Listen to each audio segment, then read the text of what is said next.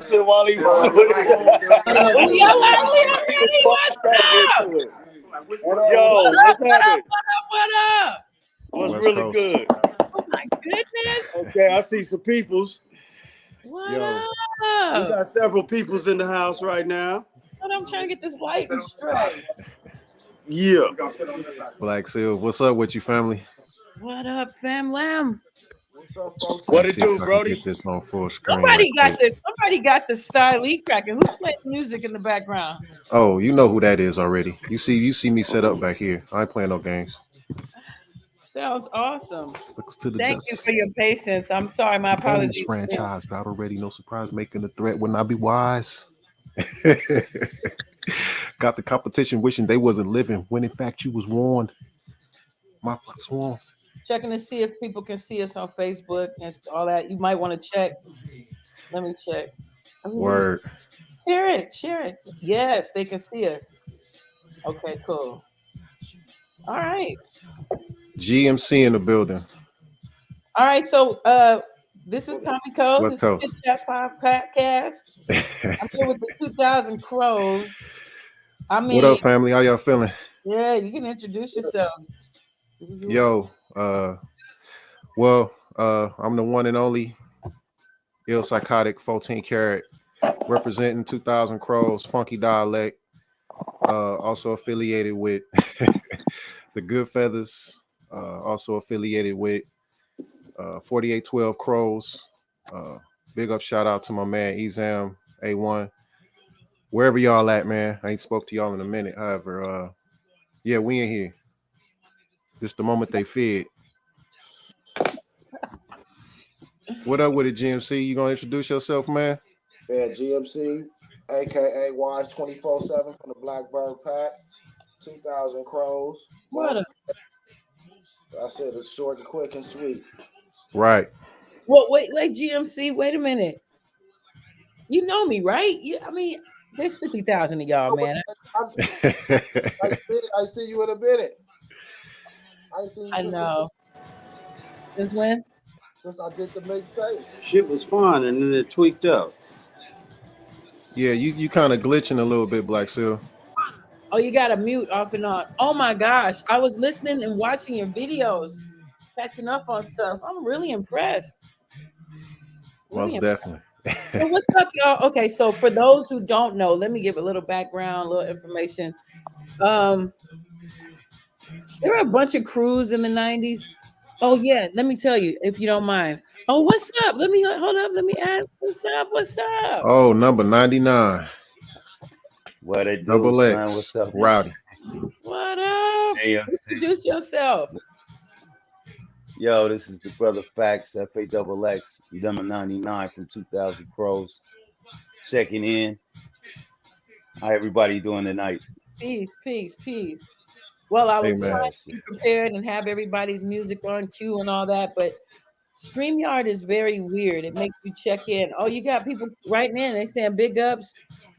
Found you on Most Hated Bloggers channel last night. Oh, what's up?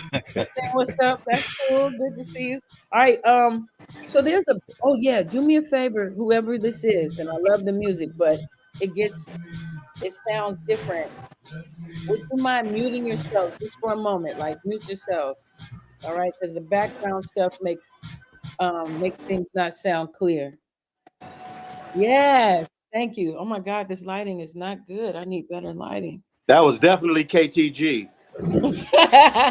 Which is dope. You know it. But when I'm introducing y'all and stuff, I think that lighting, we getting there. Oh my goodness. Well, excuse me, but I didn't know I was on kids from work duty. Where are we at? So there are a lot of different crews in LA, different rap crews around LA in the 90s and all that. And I just wanted to celebrate one of them, and that's y'all. I wanted to celebrate y'all. And here's the thing. Not that I've heard every single song you've ever done. I've seen you guys in crews. I've seen you battle people. I know you more for being in battle situations. And if you ever wanted to talk about that. I'd love for you to share some information. This lighting is just ridiculous. Yeah, no, look at that off right there. I want. But I teach I mean, school, okay, and I want to introduce or okay. reintroduce you guys to another generation of who need to know about different artists from LA. And Right, I right. love the Okay. fact that you all are still friends and you're men and you're representing very progressive and positive um, representation. You're not doing the typical representation. A lot of times, people in other parts of the country aren't understanding the fact that there's definitely different types of people who are performing different types of music all over LA Right, right. under the hip hop banner. So, were you guys mostly affiliated with Inglewood or what part of LA? The Jungles, the Jays, what? Yeah. The jungles. The I jungles is the remember y'all on birthplace of the Coliseum. I crows. think Coliseum, right? Yeah. Yep. 4812 Coliseum.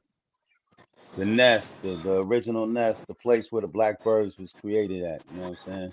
That part. And there We all pretty much lived in that area. And all, either Definitely went to need to school chime in right together. Some of us went Cool. to high school, No or cute. even Oh, junior I high know. and I'm everything together. listening though too. But for the most part, we knew each other from the neighborhood. And my man's 6'1" Deuce Giz, you know what I'm saying? Rest in peace, Phil Hester. His pops, you know what I'm saying? He seen the value in just kind of like letting us get together and congregate. You know what I'm saying? Because living in the jungles back in them times, you was either gonna be out of the neighborhood, try to do something productive, or in the gang. So be it that we weren't really tripping too tough of always venturing out of the neighborhood. You know what I'm saying? Don Farrell Hester, he would let us come in and what I'm saying, we'd be up in there rapping, and we was blessed to come up on a W30, so we'd be in there making our beats and just trying to build something constructive for our life, you know what I'm saying, besides what was outside that door. You know what I mean? Because we was never really into the, you know, I got Let me mute. Hold up. Yo, can y'all hear me? Cool. long There we story go. short, so that way everybody else can kind of like chime in on it. Yeah. He just allowed us to nurture our skills, man, and over the Can, course of time, you know what I mean, we can grew as y'all hear brothers me? more than friends. Yeah, we hear you, son. Okay. You know what I'm saying? We grew as a family, a family of brothers. You know what I'm saying? And it's like, we took the positive route more or less to say, when it came to our people. You know what I'm saying? We weren't gonna be out there like, trying to do no flossing or degrading women or any of those type of things. You know what I'm saying? And being black meant something to us, like it still do to this day. So, That throughout part. a list of names, throughout a list of names, you know what I'm saying, we gravitated toward the But look, crow. You know what hey I'm yo, saying? And This it's a brother it's a said, big meaning behind it. I'll let somebody else chime in on that, man. I'm chiming in right quick. Now, Go what he for it, talking Brody. about? 4812. That was my home. That was our home. These ain't my friends. These my family. These my brothers. You dig? that's right. And the dude he talking about Don, as he said, well, I'm Don. That's Pharaoh Hester though, but that's the big. But excuse me. He didn't let nobody nothing. That was my tale. He like, yep, my son, do what you do. And we did what we did and what we still do.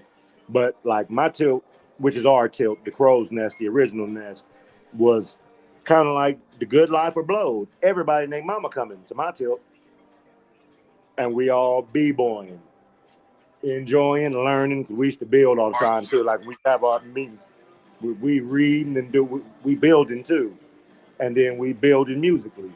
It was a super workspace.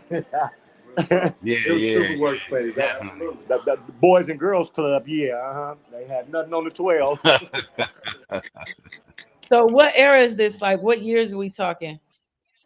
Well, Well, this is from let's say the like '80s what, 90, back, but 90, Crows, when we I'll say actually Poison changed our Crows. name to Crows, that was like Yeah, 92, 92. yeah, Yeah, that was early 92 when 92. we did the commercials and whatnot. That was 93. And we came out with the album 9 for Money. Yeah, that was like 92. Yeah, so like 92.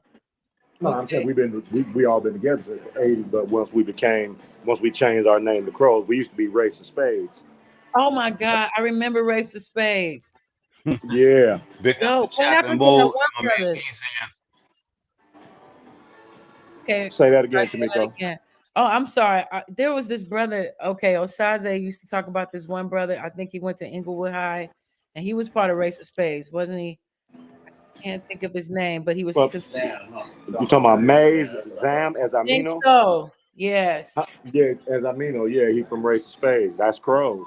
Whatever happened to that brother? Where he at? Nothing. He in Cali. Yeah, he's traveling the journeys in life, man. Right on. I ran into him maybe not too long ago, maybe about 6 to 8 months back.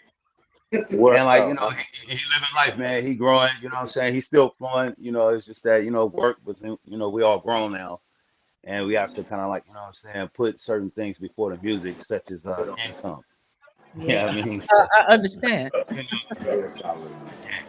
know, So, I was thankful to listen to Alhamdulillah. I really appreciated that song, and I liked the track. Who made the track? the brother Takai 8-0 from 2000 Crows, and then I myself, I'm the artist performing on that cut. I'm the one that wrote the song. You know what I mean? It was just to pay homage. Like the whole Crow record came about, out of respect for one of our fallen soldiers, Source One, from Crows. You know what I'm saying? And like we was in a lab building, and the brothers was like knocking cuts out. Linking up all the time. You know what I'm saying? Getting work in. You know what I'm saying? And I was able to chime in a few times, but like in my absence, you know what I'm saying? I got shot the beat from Takai, you know what I'm saying? And it took me a minute, you know what I'm saying? Because the beat is super hype, you know what I'm saying? And it's one of those kind of tracks. You want to come just as dope as the track, you know what I mean? And I myself being a follower of Allah, you know what I'm saying? And the culture of Islam, I was listening to the track and that and at that particular time I was kind of like on some different like vibes, I had certain things, going on, you know what I'm saying? Not bad or anything, but just sometimes you have things on your mind and then you get an escape, and the song came out of me as through a form of escape, for it's just venting from the things that was on my mind. And like, we're all spiritual brothers, we all believe in God, we all pay respect, you know what I'm saying, to our creator. And basically that was just what it was. I was like, once I started humming the hook, alhamdulillah, the real nigga day has come. I stuck with that, you know what I'm saying? And the song was born, you know what I mean? I like that song Napalm. Like for real, there's somebody whose background may be a little loud, and then it's thrown off. As long as y'all good, I can edit it maybe a little better, like at another point. uh, But like excuse me. we're not talking, if you guys would mute yourselves, because then the backgrounds won't come up, pick it up, and everybody will be able to hear you a lot better. A lot better. So wait, Uh, are you guys doing music with your children? Like, are any of you guys second or third generation artists? You know, any rappers, any producers, any? What are your children into?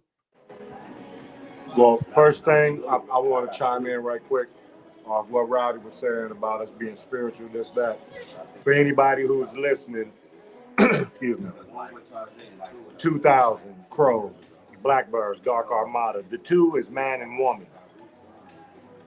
The triple O's is mental, physical, and spiritual. So it's man and woman on the mental, physical, and spiritual journey together.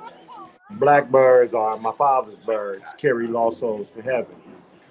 I just wanted to Right. throw that in there so they do understand what it means. So, It's not just a number like, oh, millennial. No. No, there's a meaning to this. and historically, I know they always kind of tried to represent black people as blackbirds. Say we Most kind of definitely. like that. We the dark ones, but we take flight. We stay elevated.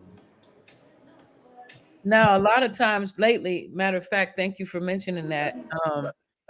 Right now, there seems to be a war on, it's not new. but against, just men standing up and representing for themselves and just feeling, not invalidated or disvalued. There's a lot of things going on, these tricks. Everybody's on these internets, what I mean? Instagram streets are treacherous. May I speak to that idea? Oh, yeah. Right. Yeah, I just want to shout out my Vegas crew out there, man. I appreciate y'all, brothers, man. Go Black ahead. Seal, Det, Swerve, Gizmo, much love, man. Word up, Me, respect, bro. I'm in Kansas. When the last I time have y'all seen each other in person? I was out in Vegas in 2021, I think it was 2020, Okay. on my mom's 75th Earth Day. So Okay. I I was was able about to to see say my I didn't brothers. see you. Yes, I did. Yeah. You trying to discredit my function, man. Cut it out.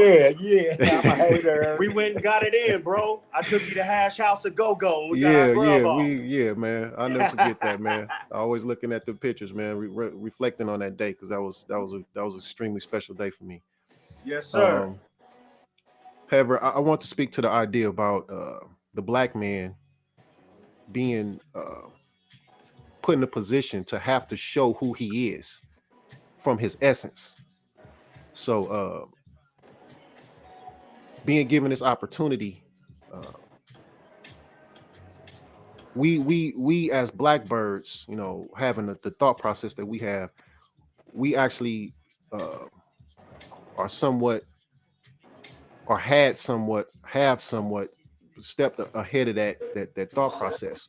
We put that thought in the atmosphere, because of how we presented ourselves and how we still represent ourselves, and continue to be about the essence, which is man and woman, family. And the idea of family is what's truly under attack, because us as black men, we are the essence of that. The black man is continuously put under scrutiny for the idea of being absent, when the ones who are present aren't given a fraction of the credit and appreciation that is due. Acknowledgement. So we've come to the point where now it's reached a pinnacle that we have to show the world, much less the universe, creation itself, that we ready to step into who we are from our essence. And unless we do that as a unit, as a whole, as one, let me share it this way: when we do that as a unit, as a whole, as one, there's nothing that will be more important than that. And the world is starting to witness it, because it's time. It's time. Now that's interesting because hey, brothers in the middle, did y'all want to speak on something, or did you have anything to add on? I just wanted to say one thing, Miss Dent, bro. I just wanted to say one thing. Can y'all hear me? Can everybody hear me? Yes. Yeah, we hear you, bro. Everybody hear me? I know everybody been together since we've been from the ages like from 14 to 19. That's been our genre since we was kids. Most of us came from a single parent home, a no parent home. I had two parents, but both of them was alcoholics. Is bad. Like all of us came from broken homes. We even have members that been through the system as far as adoption and homes and just in placement. So we all came from the streets. One, we all came from broken homes. Two, some of us didn't have mothers or fathers, which is three. This is a generation of men, and I'm saying a generation because from the youngest to the oldest, some of us is in a 10-year or more gap. So that's why I say a generation span. We a young group of men who came together with no following, with no nothing, but all group of men, young men, who just knew it was something better in life, wanted to be positive, wanted to work with our young brothers and sisters, we just wanted a positive change in this world because we knew what was coming. And today in this, we was preparing for what's going on to today. All of us, and all of us is on that same path of just making our world better. So 2,000 Crows, I love y'all. And when they accepted me just being a part of Crows, it was so amazing to me. So out of all my Crow brothers, I'm just letting y'all know this is one young man that y'all took out our streets and made me see that it was a difference than just our streets. I'm a product of Crows, and I am Crow. Somebody slap him. He getting emotional. I am. But that's We Crow. need that though. We need people to That's show Crow, true though. emotion. That's us. You know, and so Hey, I'm Man. gonna let you know. I slap the people I love too. I promise you. This cat. Hey, but unmute like, you so you can all say something. You got to unmute on your end, I guess. yeah, well, I can't do it. uh, Hey, so uh, what's up with some shows? Are y'all gonna be being doing black shows? What was your question, Tomiko? Say Somebody again? gonna do some shows? Y'all gonna be performing somewhere anytime soon? We got to create our own venues. You know, they're not gonna just book us like Right. blah blah. You know, just like I've come to learn, a lot of these artists come to LA, study us, and then take our skills back to New York and make lots of money. You know what I'm saying? So you Yeah. guys, I mean, let's try they to did that. organize our own shows. You know what I mean?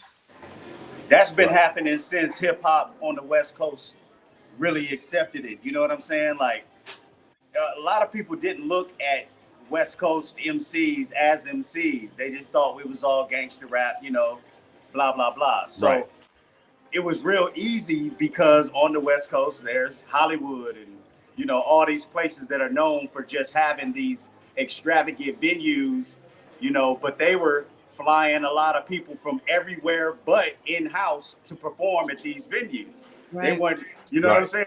Until NWA really set it off, you know what I'm saying? And then Cube did his first album where they looking at actual at people from the West as MCs, you know what I'm saying? Not just gangster rappers. So that's just been a thing.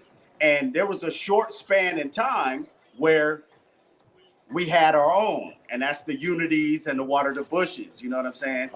And it was a great run, but Rest in peace, where are they Nigga at B. now? So like you said, Tomiko, you know what I'm saying? We got to do it again. We got to be them people or it ain't going to happen. You know what I'm saying? Because the youngsters right now, you know what I'm saying? And I've said this before, but I want to put it on record that I'm not like, one of these G cats hating on what the youngsters are doing. But I guarantee you, they're not thinking about doing that. You know what I'm saying? So I agree with you. It needs to be done. Again. That goes in. Again. Mhm. Please go ahead. Go ahead. Swear, don't say something. Swear. What's up, son? What's up with you? What's up? Chilling, B. Pros, what's happening, though? Yeah. Blackbirds. What's up, pros? What's up with you? What up, Baby bro? bro. You already know, man. You already know. You always represent Crows, man. To the fullest. What up, Ronnie? So you mentioned how this basically Nah, getting I'm into saying rap though. in the life. A lot of the What's up, youngsters big? feel that way. Oh Somebody yeah. got some feedback from me. I noticed y'all have done videos. You guys are doing your own videos. You're doing everything is independent. The name of your Yeah. company is called T84 Music. And you're That's just Yeah. that's the Oh, card. that's the card. That's production. That's the homie Takai. Yeah, that's the production team and so company people name. want to purchase your stuff, your music, they go to Spotify and they look up just 2,000 Crows. It's that simple. Right. You have a website. Spotify, Apple Music, all the streaming platforms. They can go purchase the music. You know, and like music is just one part of of who we are as a crew. You know what I'm saying? There was times like, for instance, one of the things that we did that I thought was big and kind of like spoke to me being proud, being from Crows, is when the Million Man March happened. We came together as a crew and we fed over like 300, 400 people up top of Canada Pond Park, and we grilled the meat and we did everything, and we made the people understand that we're doing this just so we can support the cause of bringing economic attention to us as Black people in America. You know what I'm saying? Because one of the purposes for the Million Man March was for Black people to not to spend no money that day. You know what I'm saying? Just so they could see how important and powerful the Black dollar was. Did you And go to like, the you know, Million Man March? no, well, no, we yo, we pretty much had our own million family grill out. You know what I'm saying? Because like I said, we invited the community that came out in big numbers, and we fed everybody. We provided, you know, just entertainment and just somewhere to fellowship at during that monumental moment in Black America. I mean, it hasn't been. It should have been a few more Million Man marches by now, but you see, it was only one. And in our own way, as community activists and revolutionists, we took part in that. And like, I'm looking to have more things like that, you know, moving forward in the future come from pros. hey, Of yo, course, we're gonna Rowdy, always stay banging music, but like Rowdy, them, the what's up, Dan? yo, somebody was just on there, Sam Moss. He was asking, what's the reason for the new album? Well, the reason for the new album, man, is that, you know what I'm saying, we all have a little brother, you know what I'm saying, named Source One. It's the brother Gizmo's actual little brother, but once you're a crow, we're all brothers, you know what I'm saying? No That matter part. who old, no Definitely matter all who our younger. little brother. No That's That right. question part. about that. Yeah, you know what I'm saying? So, you know, unfortunately, the young brother, you know, passed away, you know what I mean? And, you know, we hadn't got together as a crew in a minute, you know what I'm saying, for us to put together a record. And I think it was only honorable and fitting. So we was like, yo, just in respect to the little brother, we gotta get together and do another record. You know what I'm saying? And here we are. You know what I'm saying? Because the last record we did was titled "The Moment They Feared." You know what I'm saying? And you know, it made a lot of noise for us. You know what I'm saying? And it's interesting. It took so many years for us to return, you know, back together as a crew, as well as you know, such an important, fortunate reason for us to team back up. But you know, God works in mysterious ways, and you just got to be ready to answer His call when He call you to duty. And Oh, you yeah, know, he all His ringing. brothers Promise. stepped up, and we did that. You know what I'm saying? The phone How That's many ringing. how we have a new how many pro songs record on for this that. album? Uh, it's gonna be about I would say about 16 cuts on the record. All right. Yeah. Now I know there's Brother. been a controversy in the Hey, can I ask a question real quick? I didn't mean to cut you off, sis. I'm you're just good. curious. Is who I see on the screen? I see FA double, KTG, yourself, and us. Is that everybody that's in the room right now? Yes, sir.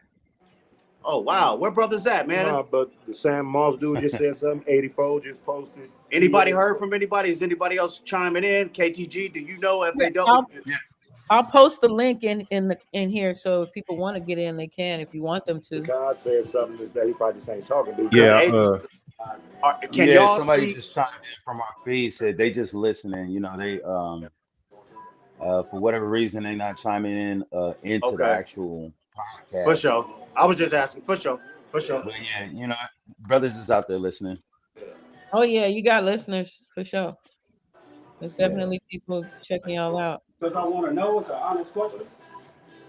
I could yeah. dig it. I made sure that I Comment. communicated in the feed from the Crow page as Yeah. well as our private Crow feed Oh, yeah, yeah. the link and what I got time it on was for the going to be pro on. feed, So we got brothers chiming in. I see enough brothers leaving comments It ain't a in the negative. feed. See, that's It ain't why. a negative. So, Nobody gonna look at That's why we all Probably came post the together link. you like know, we could all be Ever in one little sit down. you got the OG 73 right there. Me, Giz, and Facts. Uh, you know, when it comes down to the roots of where crows originated from, Mhm. You got these three brothers right here, and that brother back there, Don't Black tell them Silver, people about Mystic me. Poets. You know, Oh, that's the y'all, professor. That's Professor Gibbs right there. yeah. No, that was You know, Sylv. I'm the professor. That's Sylv. That's right. He's the navigator, That's right. the We call him architect that. Abby in the navigator. building. Well, you that's know, the link. If anybody wants to get on there and yeah, add on to anything. our roots go deep, and what makes Crows, the 2000 Crows crew, so authentic is that we incorporate all aspects of the culture of hip hop. We have DJs in our crew, we have dancers in our crew, we have graph artists in our crew, we have MCs in our crew, we have b-boys in our crew. So it's hip hop is We got covered in criminals all too. aspects, you know what I mean, in our crew. So it's not just criminal minds. There's No, criminals out there, bro. criminal minds. Don't Now, leave do out you the have criminals. Yeah. where can we see y'all performing like during the holidays, or what about online or something like that? You know, you can do an online performance and then just have people check in at a certain time and have them pay. You know what I mean? Like we could set that up if you're interested. Yeah, that sounds dope. We should definitely do something like that. We're And still in the you know, process we of there's campaigning. some things in the works, you know what I'm saying? Like we need to have a meeting of the minds, you know what I'm saying? And you know, decide that because this year is getting ready to close. So, you know, we need to get our feet up under us and get ready to hit the ground running for 2023. You know what I'm saying? I'm pretty sure Well, that, you know, by the grace of Allah, there will be a couple of more shows before this year is out. But, you know, we wrapping the record. We trying to make sure everything is dope as possible. So when we finally release that record out to the world, you know what I'm saying, it's received well and it's not just entertaining, but it's and educating while you getting the your feet up listeners under more you and and running, more about I'm gonna be flying. uh, as the new black man takes shape in Here we America. go. That's what, you Your ass will know, wake up. It's about to start. 2000 Pros is going to be moving toward, making sure that people see us in a very clear and transparent way. You know what I'm saying? Not thinking that we're anything that we're not.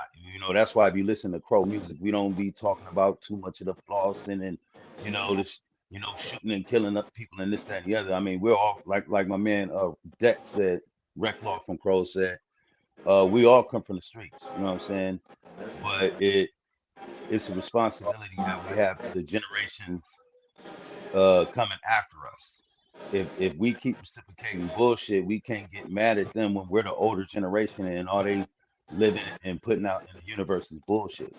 So I mean, to me, it's important, very important that we stay moving forward in a positive direction as revolutionists. You know what I'm saying? And as okay, Yeah, okay, let's see, and let that's that. what it's all about. He's You a know, it's that's what daddy. it's all about. You know? Yes, I'm You a a daddy, proud father. man. I'm a proud black You a father. daddy, You know what I'm dude. saying? That's crazy. All day long. That's one of my greatest accomplishments. That's my biggest badge of honor. You know what I mean? Being Being a a parent, father, yeah, you know, a father. and being a father that's there. That's one thing I like to salute all my brothers from pros too, man. A lot of us brothers is fathers, and we take care of our kids. Our kids know us. We got grown kids now. We took care of our kids from when they was little, like the little voice you heard in the background, to grown ass men or grown ass women. Like we take that serious. We take fatherhood very serious. You know, you You know what I'm wouldn't saying? think And you'd have that's to shout that out, but that is an important thing to say because they really are trying to make the angle look a certain type of way, which is not correct. right, right. And my Right. daughters, they part of my management team. You know what I'm saying? That the little one that you heard, that's the one that handles all my PR, public relations. So she had to make sure my eyebrow and my hoodie wasn't crooked or whatever. No, I'm just joking, but yeah, I mean, it's like music is like very important to us. It's a big part of who we are, man. But like the brother was just touching on a few seconds ago, man. We're so multifaceted. You know what I'm saying? Like when it comes down to just the culture that we want to put out to the people. You know what I'm saying? Like, of course, you get music from us, but you would be able to sit down with any crow and chop it up about anything going on in the world, and then just like say you give you a scenario, if it was a young brother having some issues, you know what I'm saying, of life, you know what I'm saying, for his, financial or at home and stuff, that young brother would be able to sit down with any given crow and get some man to young man knowledge. We take stuff like that serious. That's why if you listen to, a lot of our music, we always try and encode a message of empowerment when it comes down to being a black man. And if you listen to our music, a lot of our music, pretty much all our music, we don't believe in all that bashing women and over sexualizing women and different things of that nature. Because I know a lot of us brothers have daughters, and the respect for the black woman, to me, especially in today's world, needs to be amplified even more. For the simple fact that if you look at the culture of the music that a lot of the black, some of the black female artists that's putting out, even the young black brothers that's putting out this music, everything is sexualized, everything is materialized. Nothing is something that a person could take the record, listen to, and get over a problem, or kind of like a seed be planted to move in a positive direction. We don't need our black women being over sexualized. To be a human is enough, because men, we love women, women love us men, you know what I'm saying? And that is a God approach to the understanding of the relationship that's supposed to be between man and woman, period, but especially between black man and black woman, because we come from slavery where all we had was each other. We survived segregation where all we had is each other. And then we fucking finally get free, and we acting like we each other's worst enemy instead of each other's, asset. You know what I mean? And it's like I said, I ain't trying to crap on no genres of music. I ain't taking nothing away from no artist, but somebody has to lead the charge to change the narrative A of black frequency. culture.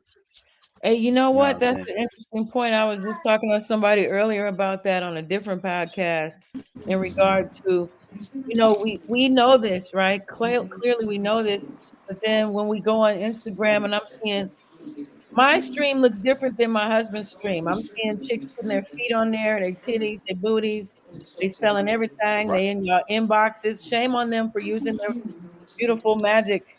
I mean, they're not magic, but using their beautiful natural essence in such a derogatory, distracting ass way.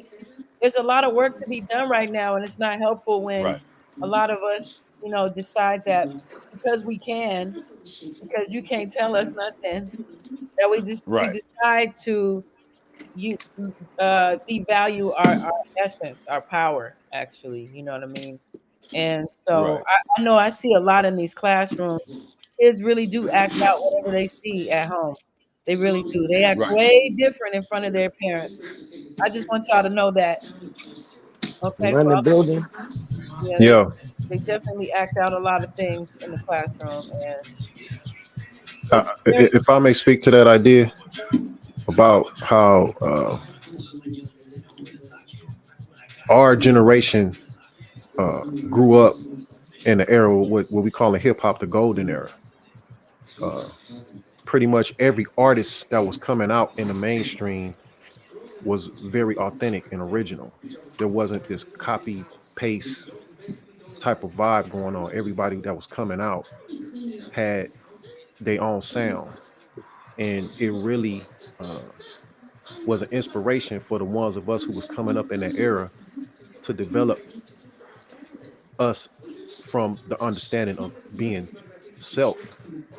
And I think underlying that, us coming up in that era, uh, we were somewhat,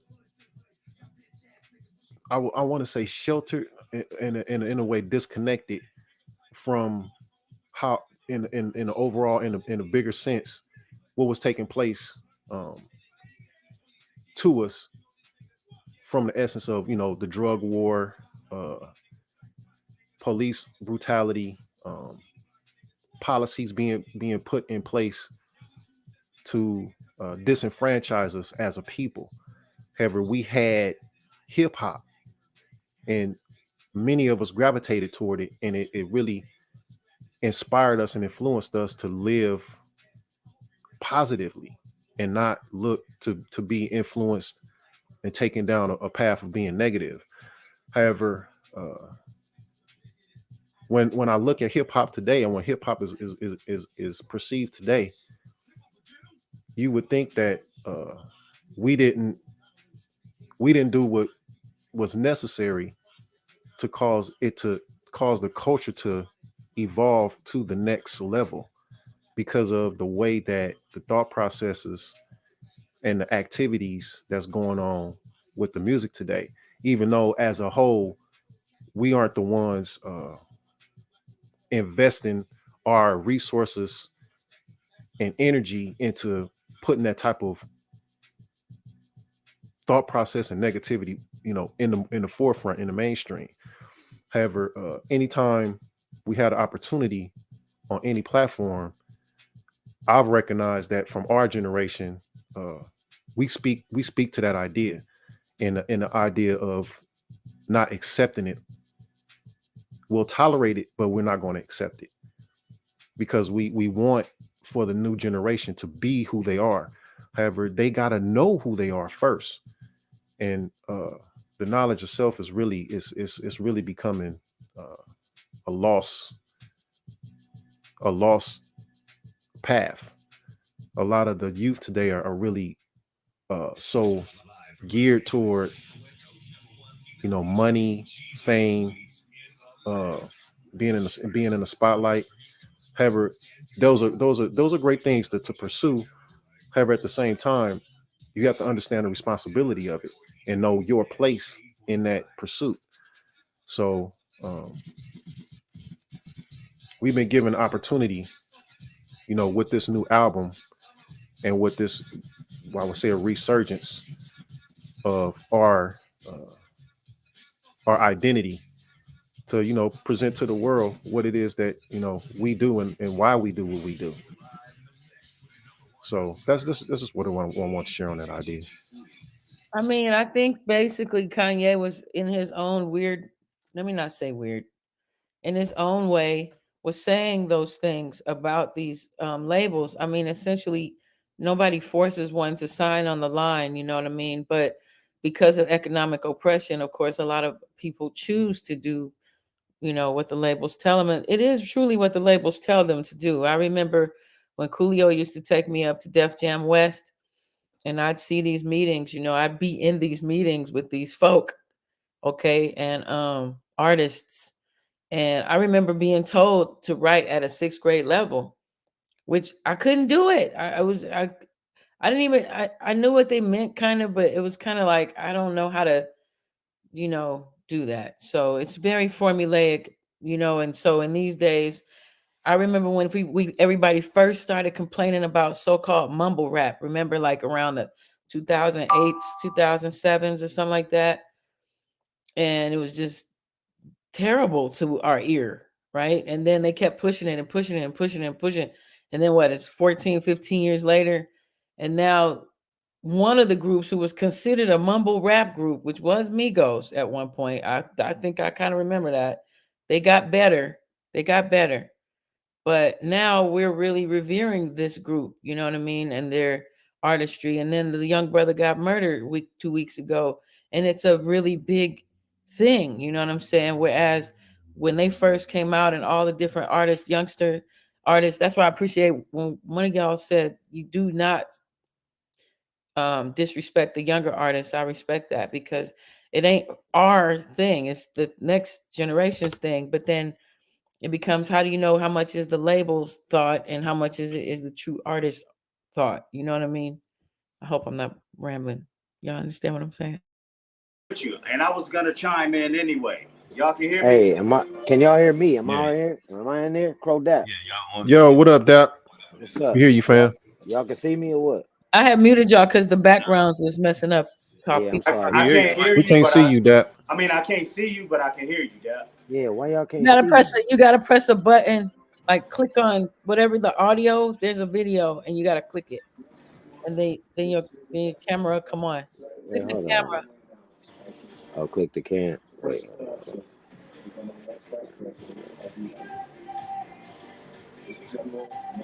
His picture just popped up, but it's not video. Yeah, so now you got to press something else. Like what? I'm not sure on your end. Like there should be like 3 little dots. Click Oh, the the 3. more? Kick the more? Nah, that ain't right. There's a Let me 3 see. little dots next to your Oh yeah, microphone. yeah. Let me see that. Okay. All right, here we What go. up, Zagu? Why don't you click in, Zagu? I done put I posted the StreamYard thing. Should I put mirror my camera? What's that? Oh. And somebody email Zagu the link. Tell Dap, click in everything. Something might Say, work. all right. Click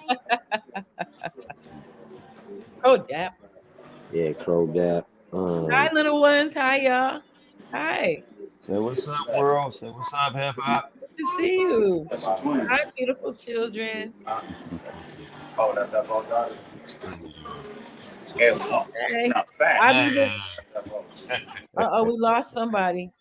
You got one Hopefully of they'll them. I come think back. that probably gonna try to chime back in after you All right. log back in again. All right. I'm gonna copy and put the link again. Yeah, Everybody. one of the twins. All right. So, anyways, yeah. So, okay, good to know. Y'all got music coming out.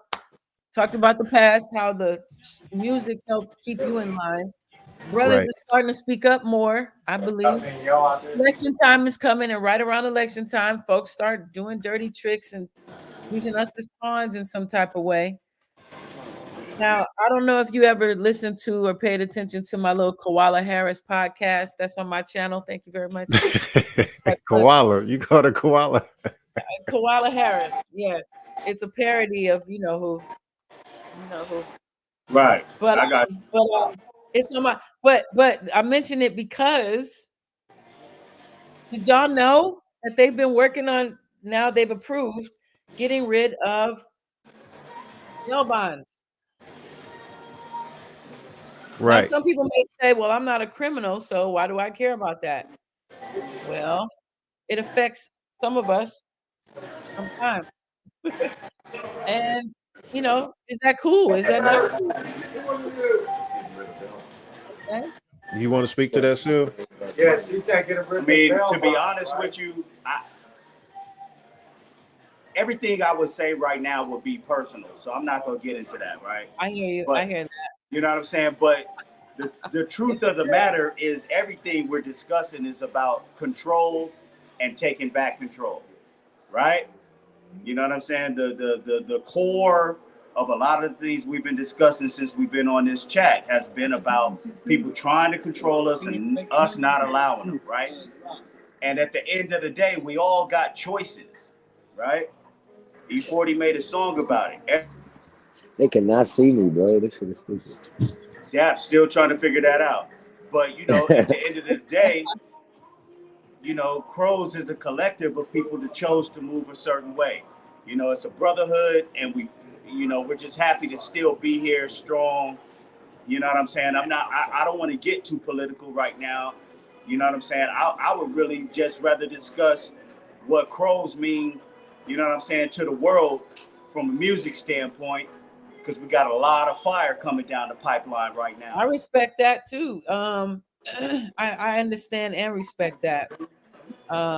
Yeah, we're doing that. So let's keep doing that. All right. And you mentioned all the shit going on with Kanye, you know what I'm saying? Kanye is being, plagiarized for telling the fucking truth. You know what I'm saying? Right. What's new? Truth is extremely unpopular right now. It's super unpopular. Facts. Those of us who pursue it are scrutinized and ostracized. Straight up. However, when you've been doing it long enough, you've been pursuing truth long enough, you become accustomed to being scrutinized and ostracized. You expect it. You welcome it. Yeah, that's why you buy a knife and a gun. And that sucks. That we actually feel conditioned enough to get comfortable with that. You feel me, bro? No, it's real. It's true. However, all this has been prophesized. Ain't nothing happening that ain't already been known. It's just about those of us who are in the know and wise enough, step into our role and be in our part of the plan, because it's a divine plan. It it's beyond anything we even thinking about. It's a No divine plan question. already in place. So it would behoove us as a people to start being really unpopular, like the truth is, because our hereafter depends on it, if we really want to put it in perspective. And True story. the blackbirds, man, we call it God's bird carrying lost souls to heaven or a higher state of consciousness. I've been fortunate to be perceiving what's taking place with our people, and our people looking for truth, whether they want to admit it or not, because it been lied to so long. They've been living under oppression and ignorance so long. It's like, well, we need something new, we need something different. What else is there left but truth? So You got a point. That's what we stepping into. The whole universe and creation itself is taking that shift. It's making that shift. We go through these cycles. When you put your thought to it and do some research and study, you see we go through cycles of this.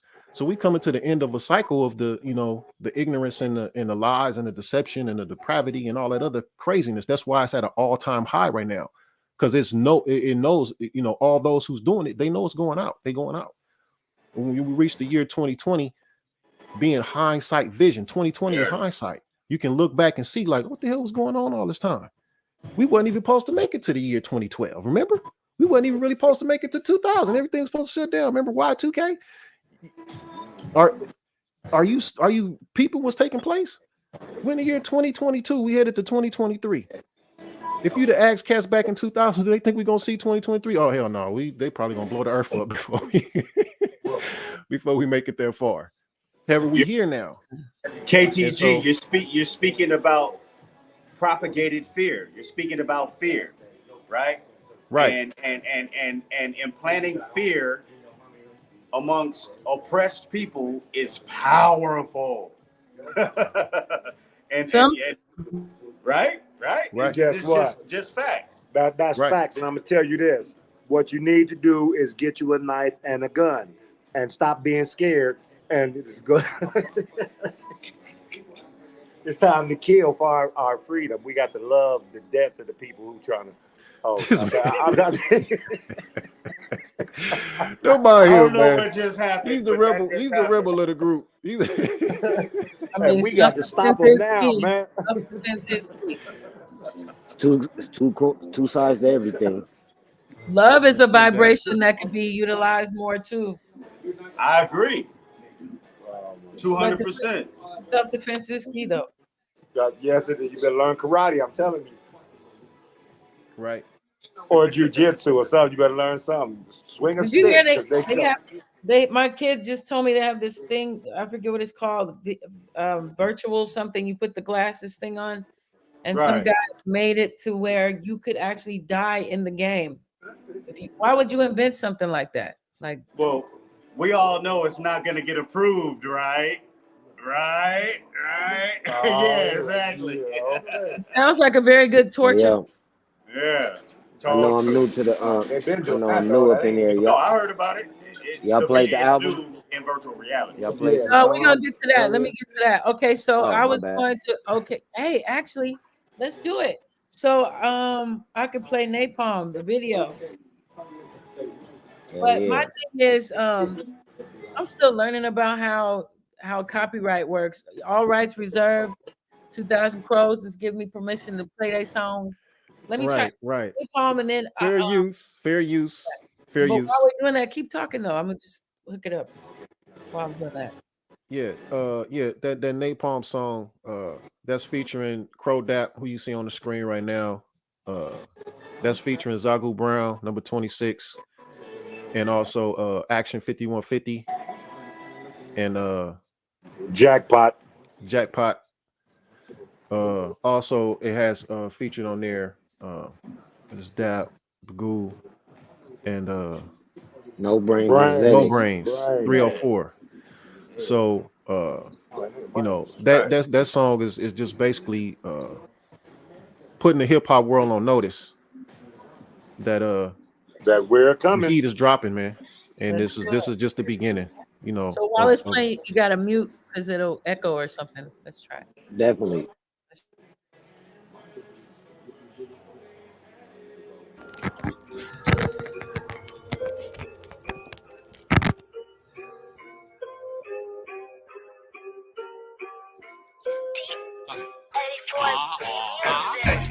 This ain't the time to stay calm. Stay calm, stay calm. Me and my niggas, we dropping like napalm.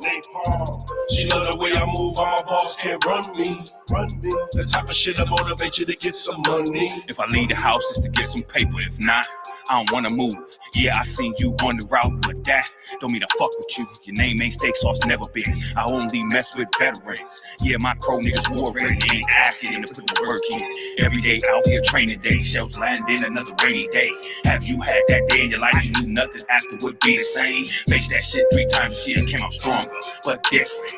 Hope talking about pay me back in a bitch can't even pay her rent. Fuck off and find some landing space, I'm not out here slipping. I keep one ready to bang at you fuck before I load the clip in. I dip it, them serious, don't trip off them niggas clear, they don't see the vision. Going through life doing what you can, I do what I want, that's living.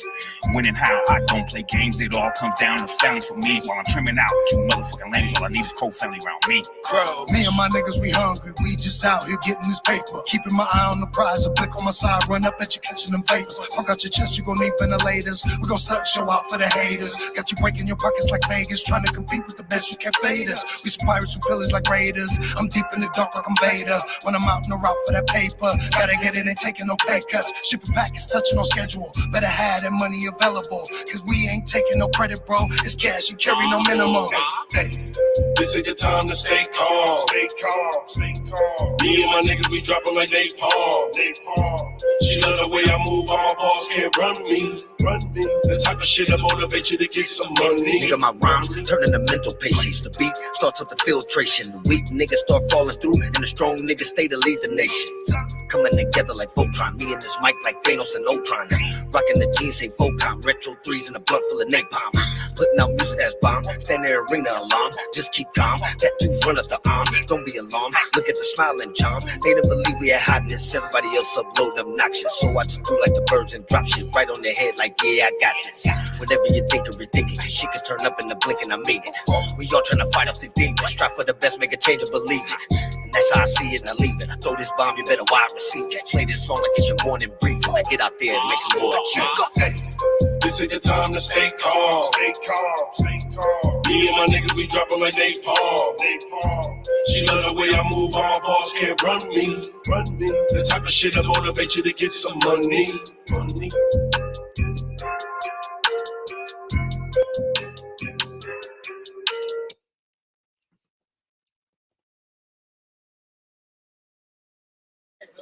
Yes.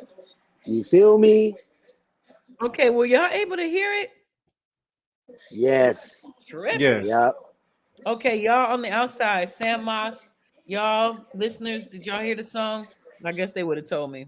Yep. That's no That brains. rocks. I like it. Yes. Look at the video. Right. Early the 5th. Shot the video and edited. Very nice. Big Very up to him. It bumps. I can't wait to hear y'all perform that live. That's gonna really rock the crowd. Yeah. We just recently performed that at Hip Hop Halloween. You know what I'm saying? Opening up for Medusa. I saw that. That was dope. Let me see. I was trying to see if I could get some footage from that from YouTube. Let me see if anybody posted that. But I also wanted to play this song. I heard. Okay, first of all, before I talk about what I want to listen to, do y'all have any songs you want me to specifically play right now? How about Alhamdulillah? I like that song. Okay, you got to mute. Go ahead. All right, got to mute.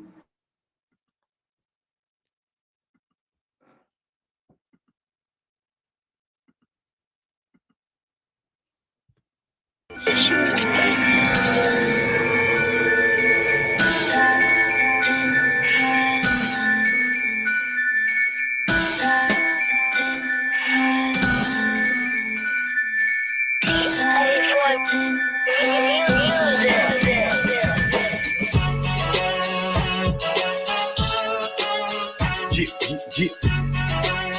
2000 Crow.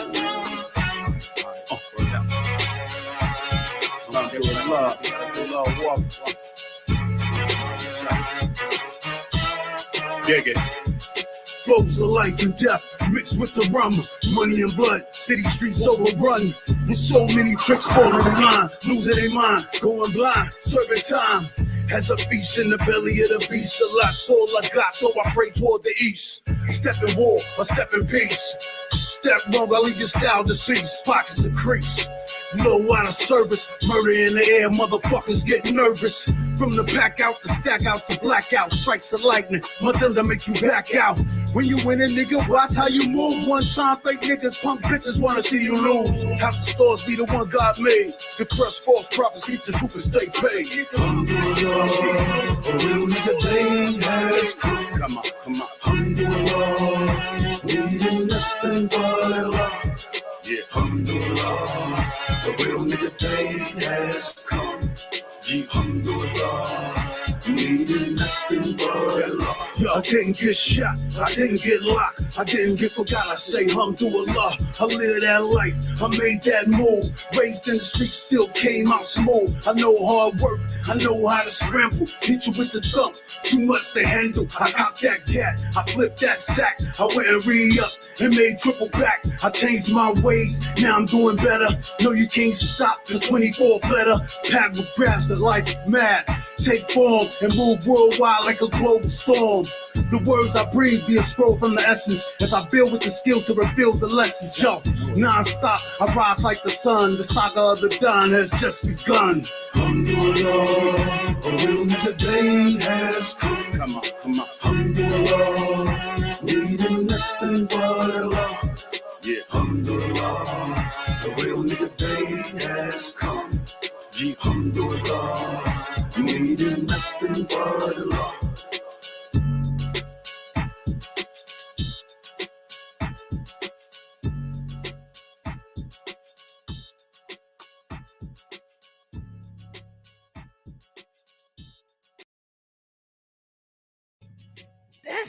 That bumps. Like, I just undeniably bumps. And it's so, I hate to say manly, but it's like, I don't know how to explain it, but it's no questionably.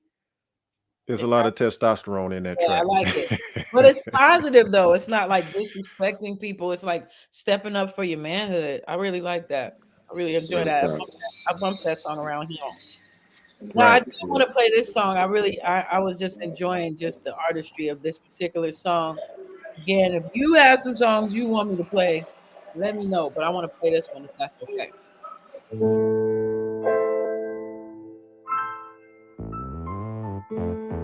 Light a match up. Yeah, I'm already chakra shocking ya. The odd and even, light-headed, heavy-handed, oscillating opera operating. You feeling me? I've gone rogue with my poker face. Come on, Gaga, let's go forward. Follow me, it's comedy, just like the Obama and Romney proxy. They was battling like Beat Street at the Roxy. Yeah, I'm on one. Superstition's a rebel, television of a rebel. Television is the devil. Hella geeked, bout it, turned up. And the plan is to not have need for improvement. Man, I'm on a mission to monopolize my movement. Don't need no introduction. We folding all corruption. Don't be no interruption while we out here trying to function. Let's bub up in the tennis club and let our cash talk just to watch Serena and that ass through the crip walk. Now pour me something sexy. I don't care long as it's wet. Sometimes I just hold back what I was thinking. I wouldn't want to offend what I was thinking. I wonder if the world knows what I was thinking. Or would it change anything? What I was thinking. Why I feel I need to hide. I was thinking, it's just the way I feel inside. I was thinking, when is this all gonna end? What I was thinking, oh well, I guess I gotta live. What I was your boy started as a minuscule molecule, but lo and behold, the steez was to overachieve. You ain't gotta do the domino effect just to snowball. Just slap these promoters in their neck trying to lowball. It's like fighting Mayweather, but inside of a maze. You'll be outfoxed in days for days. This ain't a track filler, it's that black silver. I might act iller. than Mike Jack Thriller. The untouchable last days kinetics with them uncombustible flash grenade phonetics. Sipped a little Jack, then moved on to Johnny Black, cause that white girl be giving cats heart attacks. Liquid, once your boy got hooked on that Burberry spell, I had Ralph Lauren send the chick some Fendi through Chanel. Big wave, we surfing ocean, big breasts, we motorboat. Now twist that so we can get to smoke. Sometimes I just hold back what I was thinking. I wouldn't want to offend what I was thinking. I wonder if the world knows what I was thinking, or would it change anything? What I was thinking. Why I feel I need to hide? I was thinking. It's just the way I feel inside. I was thinking. When is this all gonna end? I was thinking. Oh well, I guess I gotta live. I was thinking. Yeah, dope. I'm not mad at it. It bump. For real, for real. Yeah. So The yeah, I'm Navigator. really impressed with the repertoire. Yeah, that was Right. tight. So what's up with it? Y'all got some other stuff? Let's do it. Yeah, play that new level. New level. All right. You know, jackpot. Let's do it. Hold on. New level. Would that be new level 2000 Crows, or you said jackpot? Yeah, it's in the Crow page. All right. You go to the Crow page, you'll scroll down, you find it. What is this a video? Let me see. Hold up. I put the Yes. One commercials at the beginning of it. Hold up. All right, let's do it.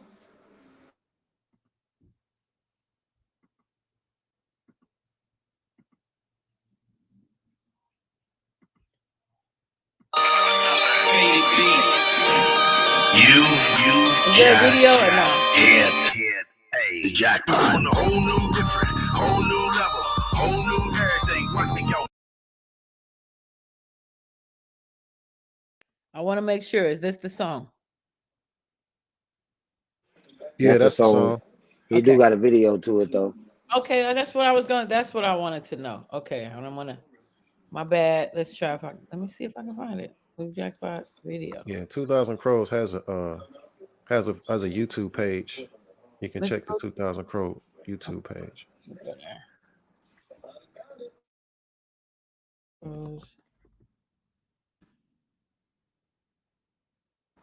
Those are like the 3 new singles from the album. Napalm, Come Do a Lot, New Level. I'm looking for a new level. Let's see. Not the live show. I'm not seeing that, but let me see this though. Let me see this. Check this out.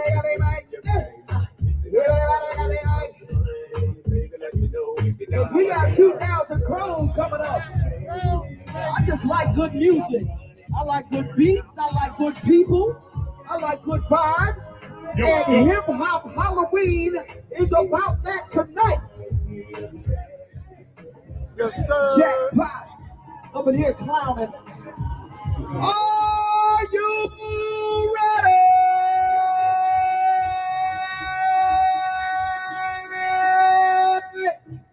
2000 Crows has flocked to the stage.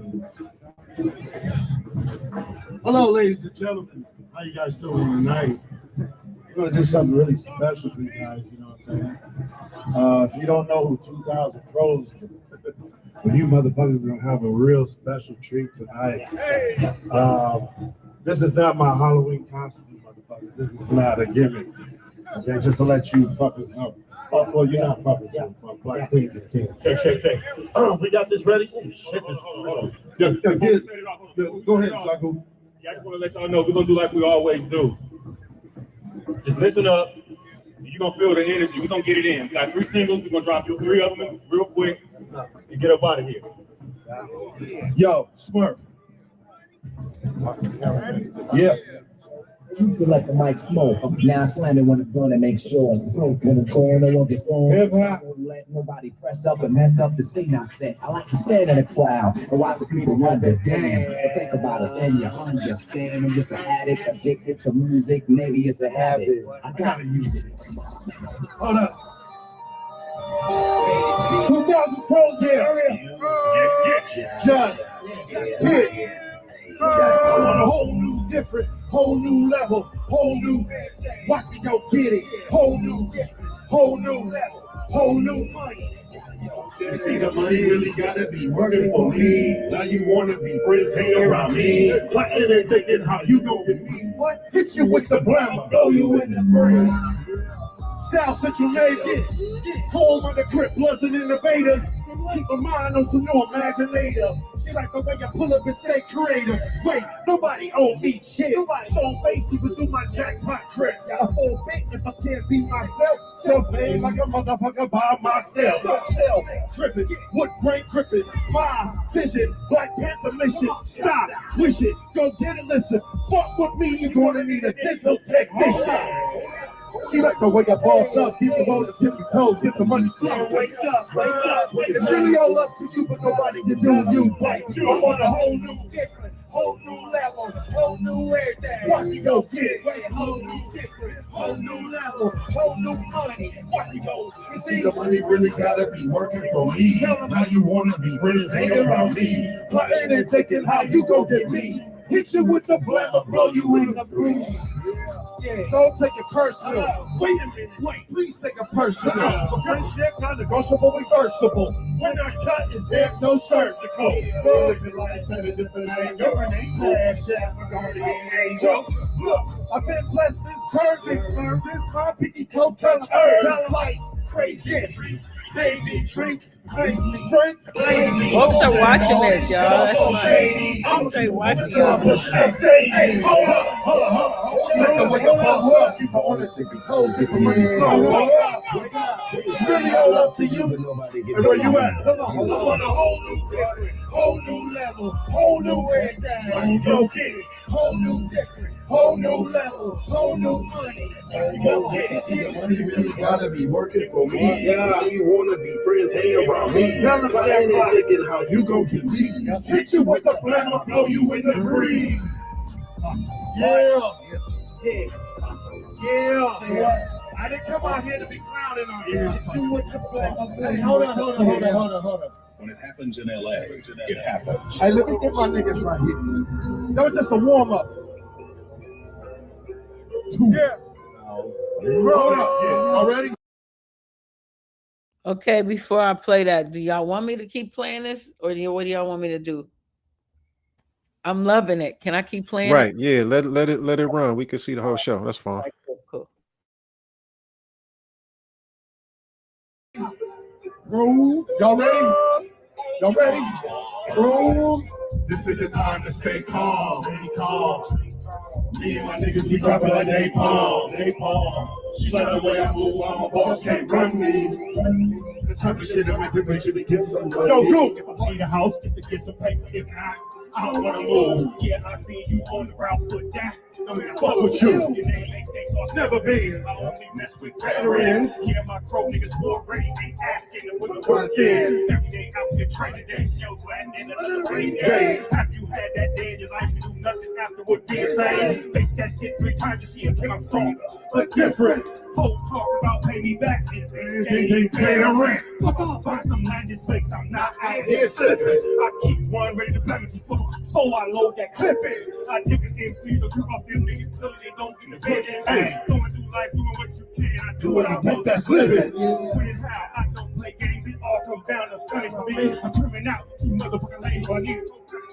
Cold. Yeah, my niggas, we hungry. We just out here getting this paper. Keeping my eye on the prize and picking my side. Run up at you, catching paper. Got your chest, you gon' need them later. We gon' start show out for the haters. Got you breaking the pockets like Vegas. Trying to compete with the best invaders. Pirates and villains like Raiders. I'm deep in the dark like a beta. When I'm out in the route for the paper, gotta get it, taking no paper. Shipping back is touching on schedule. Better have that money available. Cause we ain't taking no credible. This cash you carry no available. Hey, this is the time to stay calm. Stay calm. Me and my niggas, we dropping like napalm. She like the way I move, I'm a boss, can't run me. Hold up, this shit, pressure to get some money. My rhymes turning the mental patients. The beat starts with the filtration. The weak niggas start falling through. And the strong niggas stay to lead the nation. Coming together like Voltron, me and this mic's like Thanos and no time. Rocking the jeans, say Volcom, retro threes in a block till the daytime. Putting out music bomb, turn the arena alarm. Just keep calm, run up the arm, don't be alarmed. Look at the sound strong. They don't believe we ain't hot. Simple, let's up go them dash. So I just go like a bird and drop shit right on the head like yeah, I got this. Whatever you think we make it. They take a turn up in the blink and I mean it. We all trying to fight off the danger. Stop for the best, make it change and believe it. Yeah. And that's how I see it, I leave it. Throw this bomb, you better watch it. Play this song, it's your morning brief. Get out there, make more chill. This is the time to stay calm. Stay calm. Me and my niggas, we jumping like napalm. She like the way I move, all my boss can't run me. The type of shit like motivation to get some money. Hey, Y'all feel that? Yeah. Y'all feel that real hip hop shit? yeah. Ain't Hey. Hey yo. Yeah. 2,000 crores. Where y'all at? One more. 2,000 crores. Yeah. Hey, you ready? Yeah. You ready, Facts? This is right now. Hip hop people, let me see y'all do this right quick. Yes, sir. Everybody, let me see this right quick. Yeah. Let me back up so we can do this shit right. Move me back up. I'm doing love. It's a simple Arabic phrase. That means think you die. We translate it to English. And we are in 2000 pro. Hey. I'm the one they call crack. Hey. And I speak for all black people in the world. What up, Esco? Come on, hold up. Flows of life and death. Mixed with the rum, money and blood. There's a link. You want to click, check in. Losing their mind, going blind, serving time. As a beast in the belly of the beast. The black soul like I saw I pray to the east. Step in war, I step in peace. Step roll, I think it's time to see. Come on, it's the crease. Blow out of service, murder in the air, motherfuckers get nervous. From the back out, the stack out, the black out. Fight the lightning, my to make you back out. When you win a nigga, watch how you move. Fake niggas, drunk bitches, I wanna see you lose. I just fall through the one God made. The crossbows, prophecy, the truth is Hold up. Alhamdulillah, a real nigga day has come. Come on, Alhamdulillah, needing nothing but Allah. Come on, Alhamdulillah. A real nigga day has come. Okay, Alhamdulillah. Hold up. So I can't get shot. I can't get locked. I can't get forgot. Say Alhamdulillah. I live that life. I made that move. Faith in the street still came out smooth. I know hard work. I know how to scramble.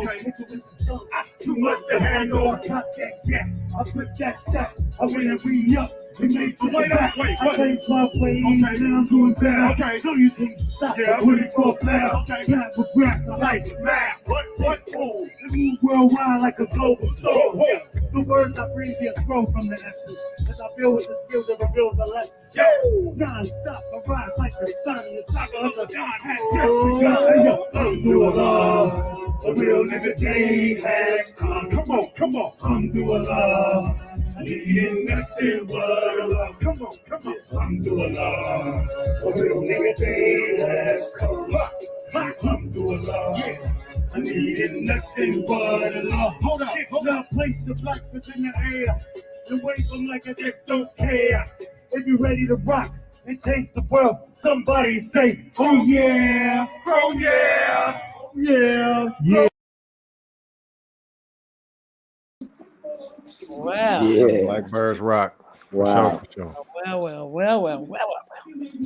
Big up, Facts 99. He killed that one. Yes. You know what's heavy about that?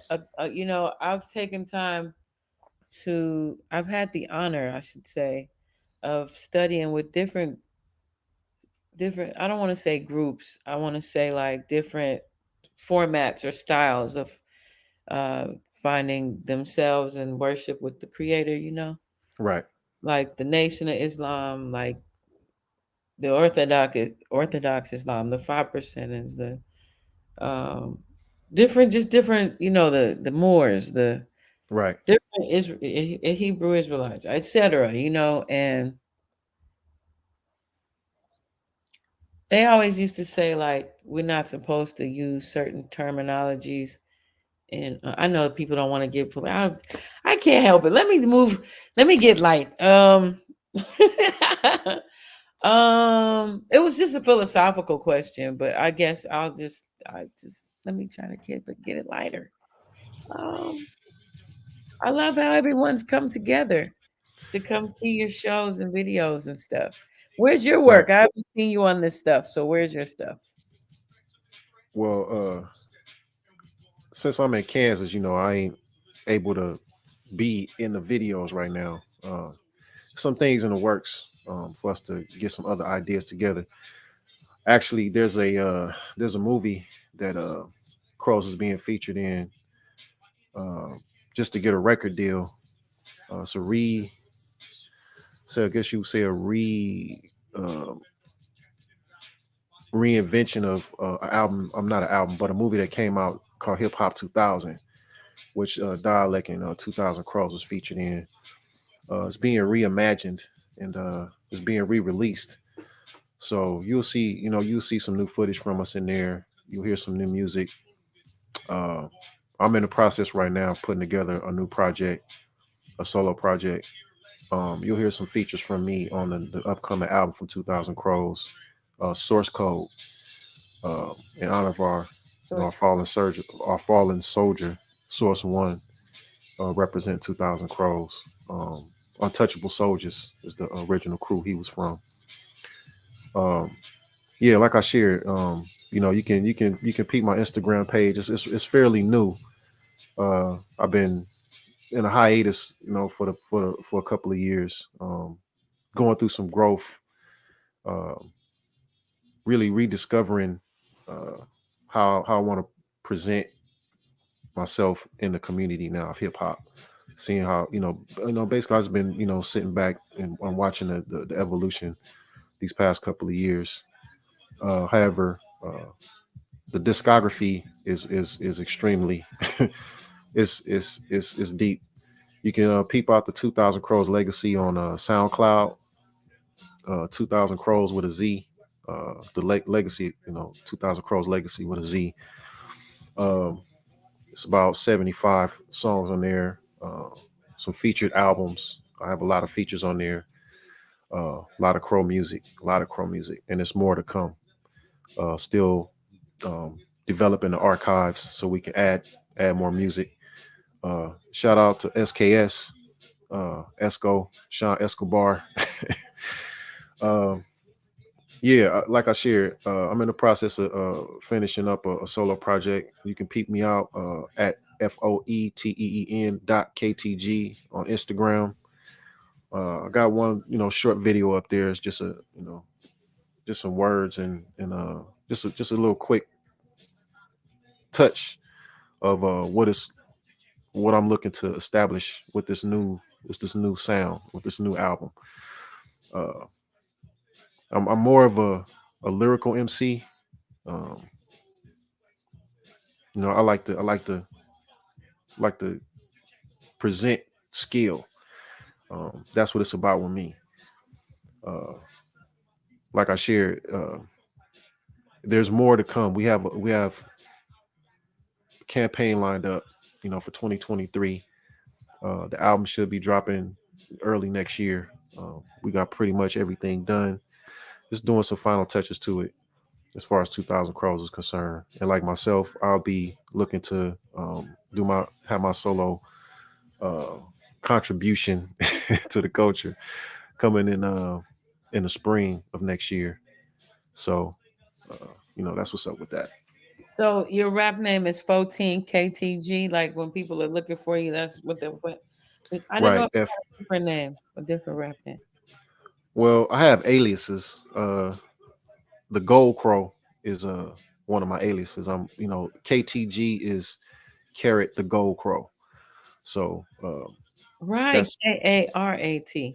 yeah, KERRAT, Carrot the Gold Crow. So uh, yeah, that's my other alias, and also under my production alias is Bango Harrison, uh, in honor of Franco Harris from from Pittsburgh Steelers. Because how he used to run through the line and just be hitting cats, banging them up. Like, took the Franco Harrison, Bango Harris son. So that's the idea behind that. Uh, yeah, it's it's a lot of discography. We've been on a serious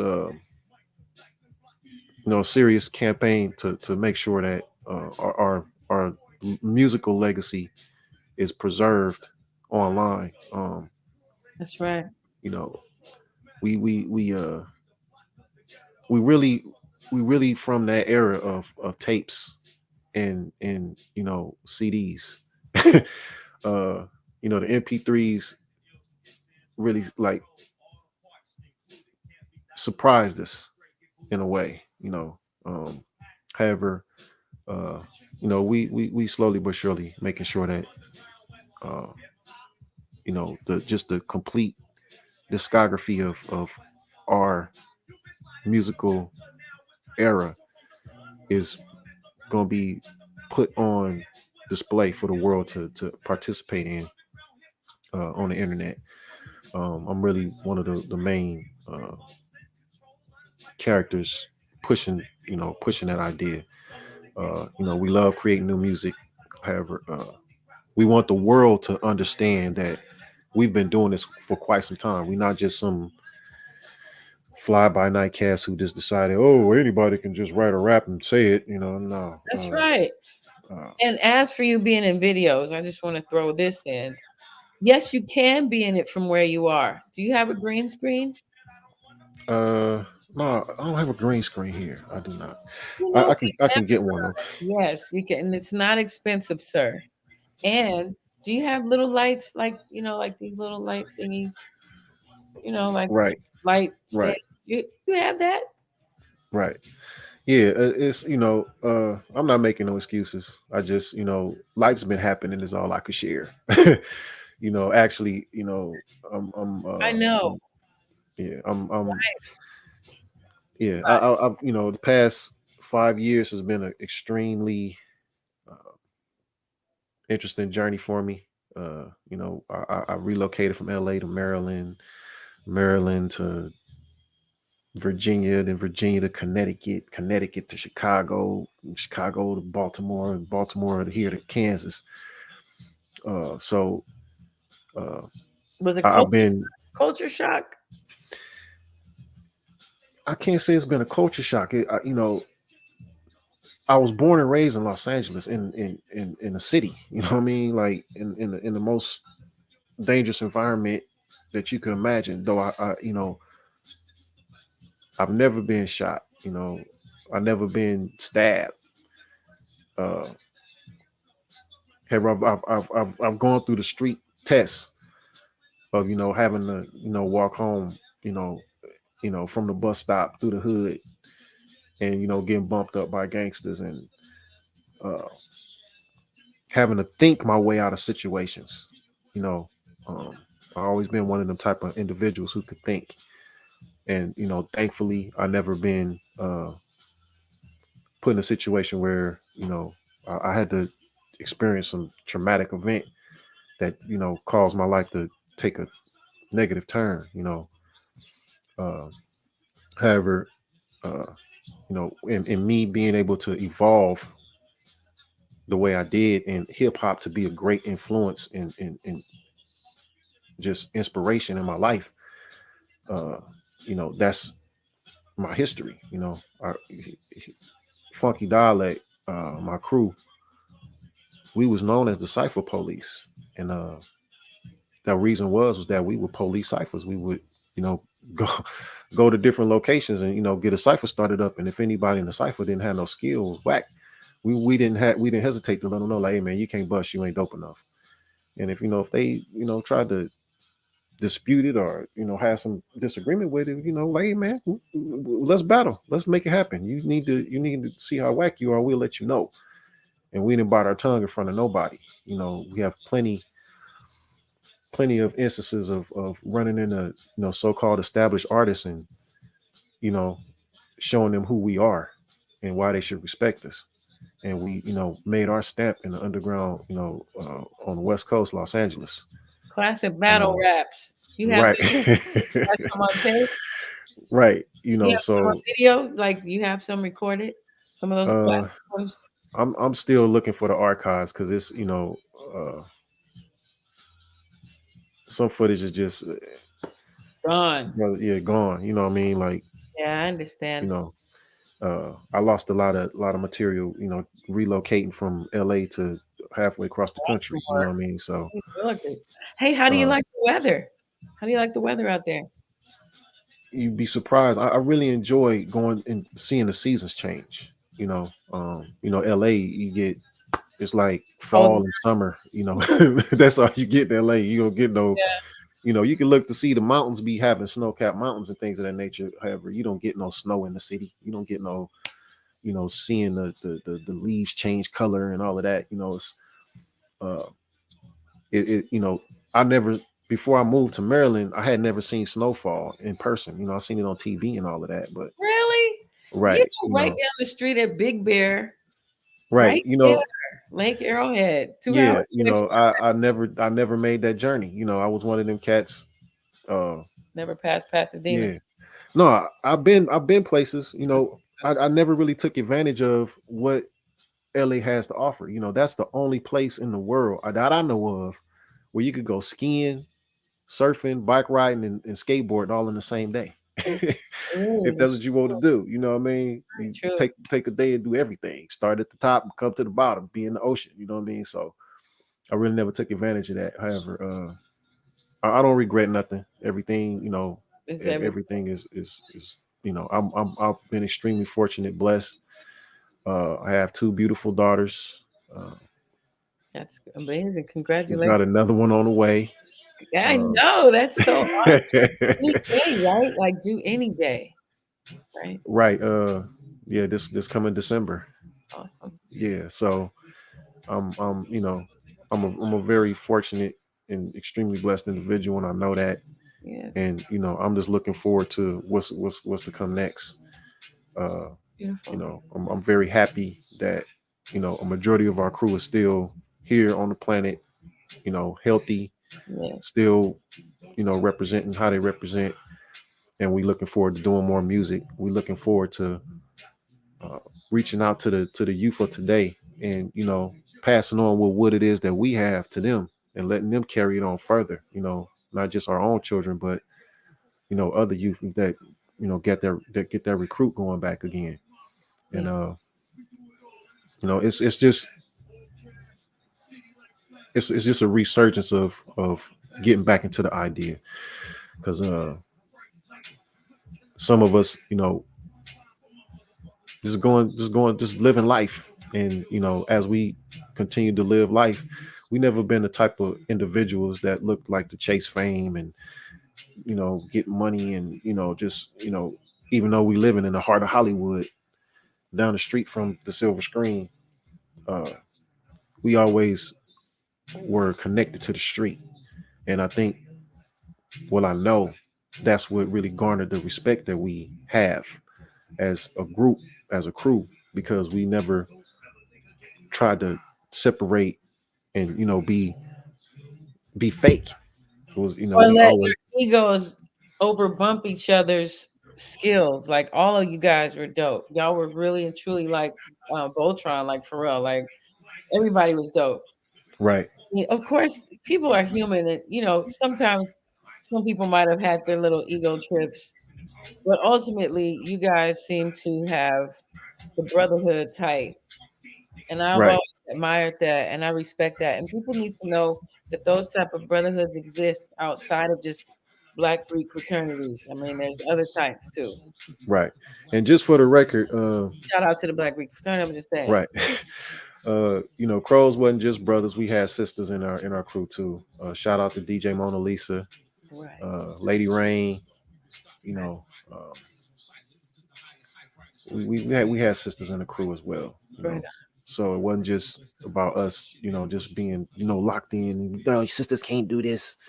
Like no, Very good to point out. That's a very good point, because that is definitely has been a major issue in certain groups in LA. Right.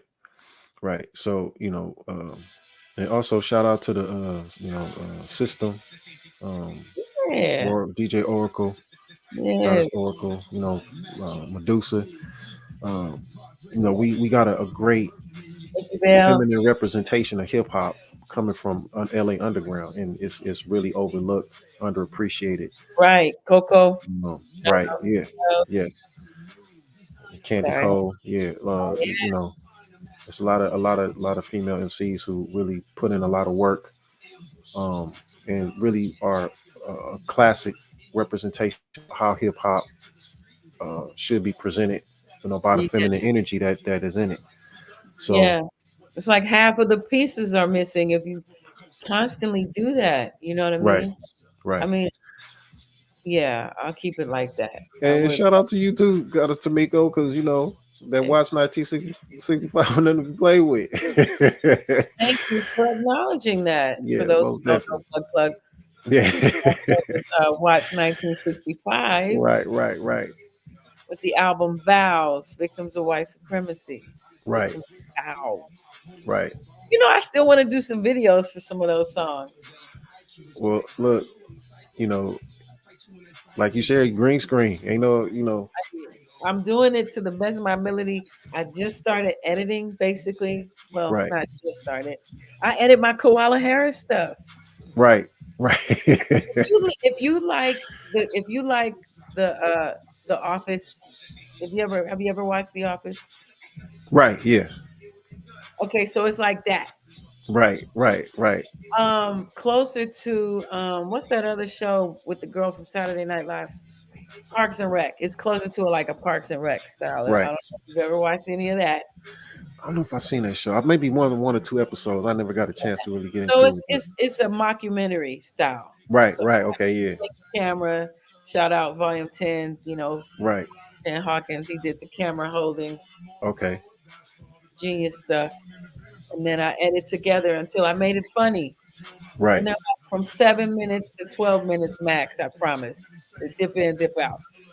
Right. Out on my TOMEICKO Show channel. For sure. And it's just a testament to that. Our creativity is not, checking one box.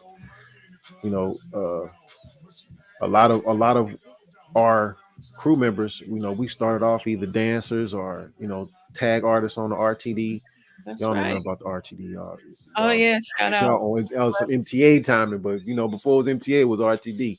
That's how far back we go. You know what I mean? So, like I shared, we got a very intimate relationship with hip hop through all different aspects of the culture.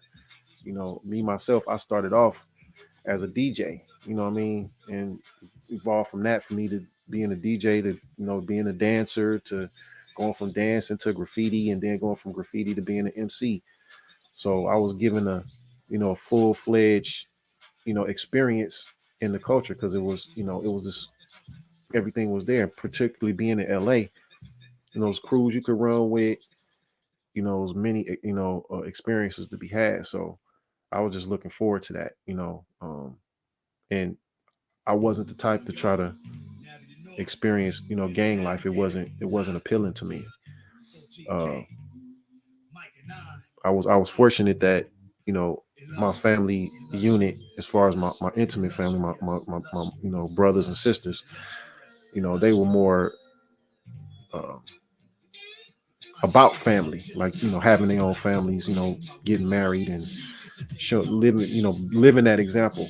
So I had that to follow on, to follow through on it and look up to and be inspired by. Wasn't having brothers in and out of jail and things of that nature, because I grew up without my father in my life, after the age of 14, because he, decided he wanted to go a different route. I don't fault him or, regret anything. It's just, thankfully I was I was given enough examples and inspiration by my brothers and uncles and cousins that it didn't I didn't feel an effect from not having my father in my life as a male example of how to be a man, and uh, I've come into some understanding now at the age I am now of what it means to really be a man, and certain laws and principles that I apply to my life, that I live to be, um, gives me a great foundation, a platform, to speak to certain ideas, and it influences my creativity as well. So I'm extremely appreciative of that. Um, May I ask you yes, something? ma'am. So, okay, so up till 14, if you don't mind my asking, he was a honorable and noble male personality in your house, your life, Well, or was he a flawed character already by that at that point? from what I remember of my father, um, you know, between the ages of like I would say 4 to 7, he was kind of in and out, and I don't know if that was because he was working so much and I didn't really see him that often. That could have been it. It's just kind of I kind of don't know because it wasn't like I was always curious to know what was going on with my dad. I just know I didn't see him all the time, but when he was present, he was present. He was being the dad.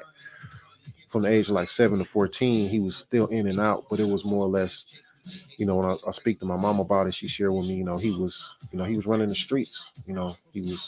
Uh, he was doing his thing, and he just, he come from that era of black men who took on the mantle of being stepfathers. My mom had been married before, and she had 3 children. Her husband passed, and she met my dad, and then she had 3 children with him, and they were never actually married. However, they had the relationship and that they built in a common way. So, my dad was in the process of becoming a stepdad to the 3 children she already had, along with myself, my younger brother, and my younger sister. So, uh, I don't know, in the process if the pressures of being a father to children from another man, plus having your own children, may have caused him to just figure he needed a break, or he needed to try to change scenery, or I'm not sure. I never had the conversation with him. I don't, last time I think I spoke with him, I was probably 18, 19, 20 years old. It's been a long, long time since I spoke with him. It's a trip that a lot of us have similar stories. Right. That's by chance. Like I could totally connect on certain dots that you had. I had a stepdad who was amazing, a dad for me. But Right. we moved from Chicago to LA when I was 13, 14, so I didn't really see him. Right. He was in the hospital when I was 21, and he died, you know what I mean? Right. But I didn't see him that whole time. But yeah, you know, Right. And I really want for my children to experience me being there in their life on a consistent basis, and knowing that even though I just have daughters, I think it's even more important that I'm present and being a pillar of masculinity in their life, because of the way that I see, the generation they're coming up in. A lot of the young boys are being feminized. They're being, you know, just hyper emotional. yeah. Is that a word? It's a little bit of everything. It's the No, it's media, a it's the question. I see food, that question. Hyper it's the being emotional. raised. Right. But that's also, I feel like that has a lot to also do with the diet. Um, Right. I wouldn't. Here's a theory, just a thought. So for like many years, right, throughout history, women have always been the matriarchal. It's always been like those type of systems until like the last, couple hundred years has been patriarchal. But usually it was the woman kind of running the thing because men tended to travel. men tended to get on boats or go do whatever they did, and women were in charge of the house. Period. Right? We're not even Right. talking about this whole enslavement, antebellum Right. era. Right? That's Right. a whole different animal. We, you know, but just in current times, man. I don't know exactly how old you are, but I think we're around the same age. Right. Similar stuff, like so then I know with our children, I'm pretty sure you've committed to like trying to break the chains of how we were raised, right? Oh, most definitely. Yes. And then sometimes I may have been flawed in some ways, in trying to do better. Sometimes children can interpret things differently than we do. You know what I mean? Um, all you can do is your best. And music helps keep it alive, you know what I'm Right. saying? And look, I changed my hair this color, Yeah, man. I see you. You tried to steal my color. I ain't gonna say nothing though. He did it, and I didn't mean for it to come out this color exactly though. It's a little bright, eh? Or is it Yeah, okay? you look good though. Is it okay? It's a little much. Why do you say that? Cause the color, man, I didn't expect this color to get this crazy. I'm Well, at just not. least it ain't like purple with green streaks in it. My Just son, my son wanted me to do purple, wow, wow. and I've gotten a little chunky, a little bit. Look the same to me. I don't know. But we're healthy around here. I'm give thanks to that. Most definitely. But yeah, man, thank you for you guys spending time doing this podcast. Right. People have been dipping in and dipping out. I don't know if you Yeah. can see the numbers. Um, I was happy and thankful to reconnect with a lot of you all too. Okay. Right. Uh, I'll tell a small story. Sometimes I used to I didn't know how I was getting home from certain events or something, and I didn't maybe necessarily want to ride the bus all the way back to Long Beach when I was in Right. college. And so sometimes the house, I guess it was on what, Marlton? Right. I would just ask if I could crash. And I've done that a few times, and it was no problem. And I really appreciated that. No funny business at all. Music all night, writing rhymes, chilling, Yeah. It's some kind of Mexican food from somewhere. right. Right. 99-cent Chinese food. Right. Yeah, I remember it. Man, I remember we used to go to this one spot. They used to have like $5. You could get like a big old thing of chili fries, chili cheese fries. And we used to just kill that like almost every week. It's 2, 3 times out the week. We go get some of them $5 chili cheese fries. Them things just fire. Blood pressure. Man, get you some ketchup, put on there, and just Oh my you be God. set. You be set. You eat once, you be eating that all day long because they had such a big plate. Of course, they don't do that no more. Them yeah, the My thick son, steak cut fries and all of that. Man, with the chili was that wasn't banging. Astros. You're not talking about Astros over on La Brea. No, this was I don't remember the name of the spot, man. It was over there, right? It was near La Cienega, actually. Go down. Seneca and what? I don't even remember anymore. Yeah, man. It was. It wasn't in the hood. It was, you had that little stretch of, what was that? King turned into, was that Stalker? No. Is it near the movie theater, near the old Magic Damn, what street was that? No. Coliseum? I don't know if you remember where. I think it was called Fedco. They burned it That's, down. oh my God. Oh my God. That thing like burned down in like the 90s, right? Right, but it was over in that area over there. Like that's where we used to go. It's La Cienega, and I can't remember the name of the other street. No, Rodeo. Yeah, Rodeo. La Yeah. Cienega and Rodeo. Obama now, I believe. And yeah, now they done renamed streets and stuff. However, yeah, we used to go over there and get that food, and we was just everything was just gravy back then, and being at the 12. Do you remember Kittens in a Bathtub? Mini, like 93, 94. Way back in the day. I can't recall. Nah. Oh my God. Kids in the bathtub. I remember some type of animals. Where? What you mean at the 12? I think so. No, I mean we had pit bulls at the 12. You It's been know, so long. Let me yeah, we stop. had pit bulls Real and bad. animals. We had pit bulls, snakes. I mean, I remember we that. would just go through. We just go through animals.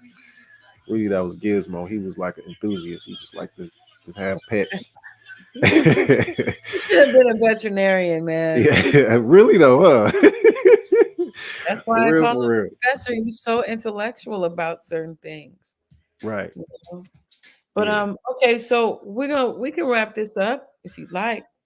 Oh I yeah, had most definitely. said it was a mukbang, but I saw nobody brought no food, and I had Hey, a nice bowl I was working with, and I had to yeah, clean I up didn't. like, I just got through eating dinner, so I just I'm a little bit ahead of y'all, so I didn't. what did y'all I should have? have took a. What did you have? Actually, we had my wife made some what was it navy beans and quinoa.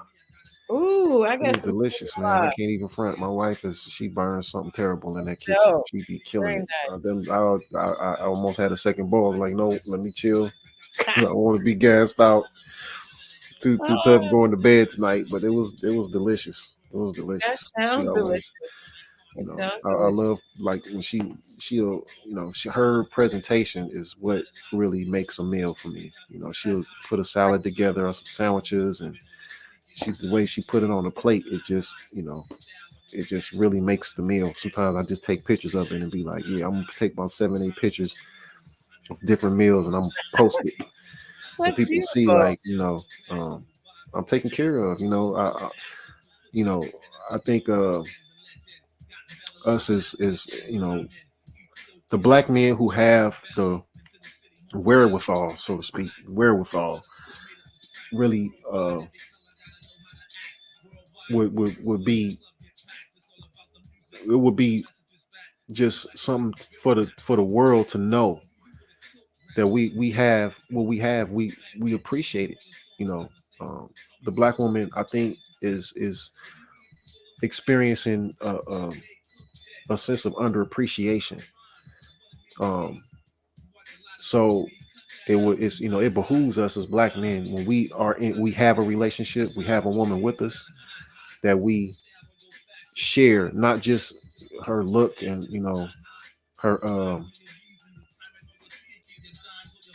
yeah, just her looks. We share what it is that she brings to us and brings out of us, on a consistent basis, and really magnify that to the world. So the women who may not be with someone will, you know, place themselves in that position of this is what I add to a man, you know, particularly being taken care of in that way, being nurtured, being shown an affection from a level of not just a physical intimacy, but food is spiritual. Um, and a lot of our sisters I don't think they really understand that on the level that it really represents. Because when a brother gets a good meal and a brother's really served, it does. I know for me, it inspires the hell out of me. It makes me want to do more. It makes me want to just push myself that much further for my family. And I will that, any sisters who get a chance to see this, hear that message and understand the power of that. That's just giving a brother a meal. That ain't even speaking to the power that you all have with your, the tone of voice that you could speak to a brother in, the reassuring words that you could utilize to manifest a brother's inspiration and cause him to be just, push to be to do more, to be who he is as a man. Um, it's femininity goes a long way. It really does. You And know what? I love that, and I want to add on, if you don't mind, to say a yes, lot of sisters gotta be, motivated to do the soft tones and the good meals. Okay, talk to you all sweet and nice and stuff. And of course, a woman should naturally want to do that to the person that they love, right? Right. And vice versa. No, most definitely. Most Because definitely. I hear that, but then sometimes it comes across like one can yell at one, and then the other still has to stay calm and sweet and stuff. And that's you should try. Okay, but sometimes people try you because they don't. What were you talking about? Self awareness? Right. Self awareness is a gift a lot of us do not have. Right. Right. And as men, uh, recognizing the responsibility that we have is more when a black man actually understands who he is from his essence. We're responsible for all of this. We're responsible for all of creation. It's not just it's not just you and your woman. It's not just you and your family. It's not just you and the community. The essence of the black man is creation. So we responsible for all of this. So really the state of the black family, it rests on our shoulders. It rests in our hands. And the ones of us, the black man who's willing to think mathematically and use the proper thought and energy to make things right. We have a responsibility to see the future of us as a people But wait a minute. be Wait. be complete. But I've see when men start talking that, that's when they be like, "And serve me, woman." That thing. Well, in all due respect, as man, we are to serve. However, it's from the base of provision. I'm sorry, provision, protection, and procreation. Our women, in turn, receive what we serve them because you all are designed to receive. That's correct. So when we give to you, you receive it and magnify it. For example, we give you a home or we give you a house, you magnify it and make it a home. We give you a seed, you magnify it and give us back a baby. So we give you a thought, you magnify and show us how to nurture it and make it grow. So, as men, we have to recognize we are servants. That's one of our greatest responsibilities. Actually is one of our greatest duties is to be of service, not just to our women and our families, but to all of creation, as from our essence, as man, as black men. So, it's a greater vision than just putting on the blinders and trying to see what's in front of you. However, it takes us to think, and a lot of brothers, I hate to say it, are just lazy. They don't want to think. They want to sit back, smoke their weed, drink they drink, Play like video games. talk their things, That's it. and be, hey man, it ain't got nothing to do with me. However, it really has everything to do with you. And Period. but if you don't want to think, fine. It ain't got nothing to do with you. However, when things it's gonna come to a head and it's gonna come to your front doorstep, and you're gonna deal with it how you deal with it when you're not thinking, and this is gonna exacerbate the problem. So it's best now that we just go on and start doing what we got to do. Start causing our women to see their value to us by not getting caught in these thirst traps.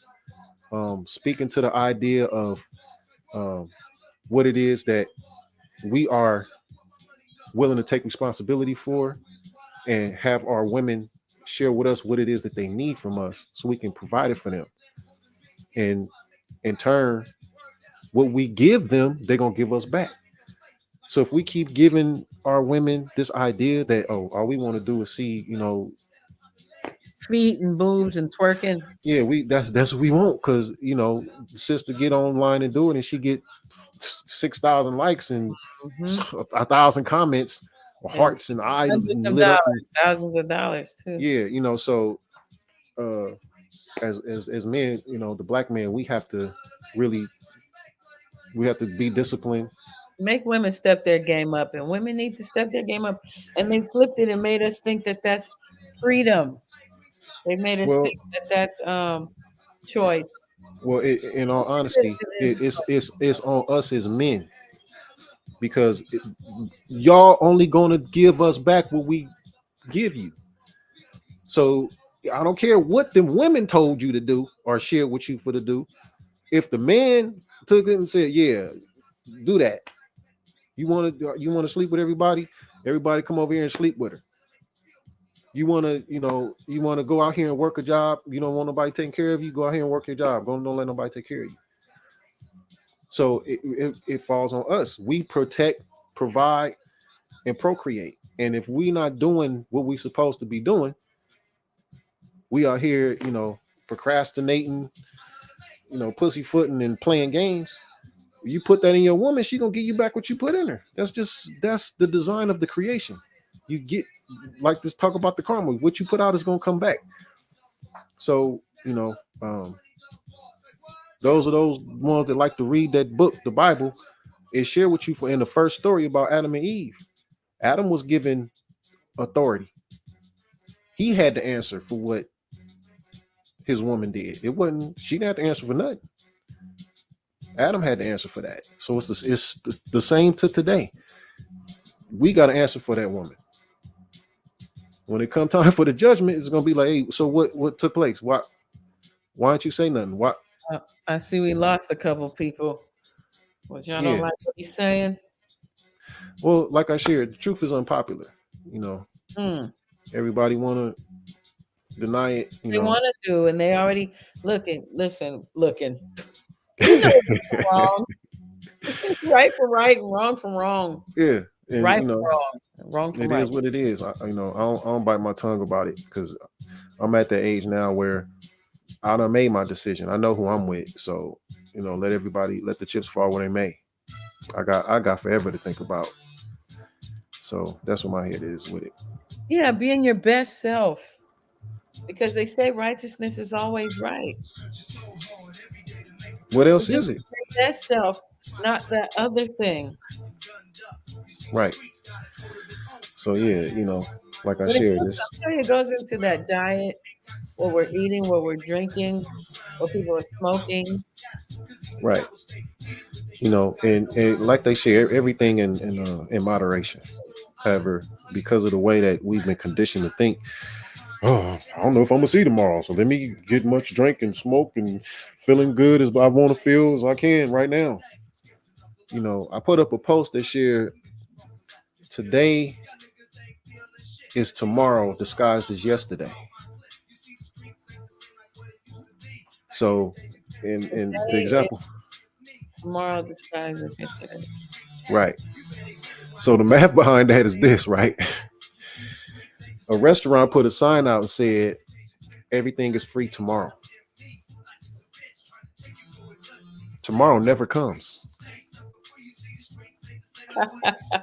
Oh, that's funny. That's clever. You feel me? So people coming in like, you said yesterday, you said everything is free tomorrow. It ain't tomorrow. It's today. Today is today. Tomorrow never comes. I get it. So, Hey, do you listen to podcasts? I listen to a lot of podcasts. I am glued to YouTube now. Like, I don't even watch Netflix. I barely watch like things outside of podcasts at this time.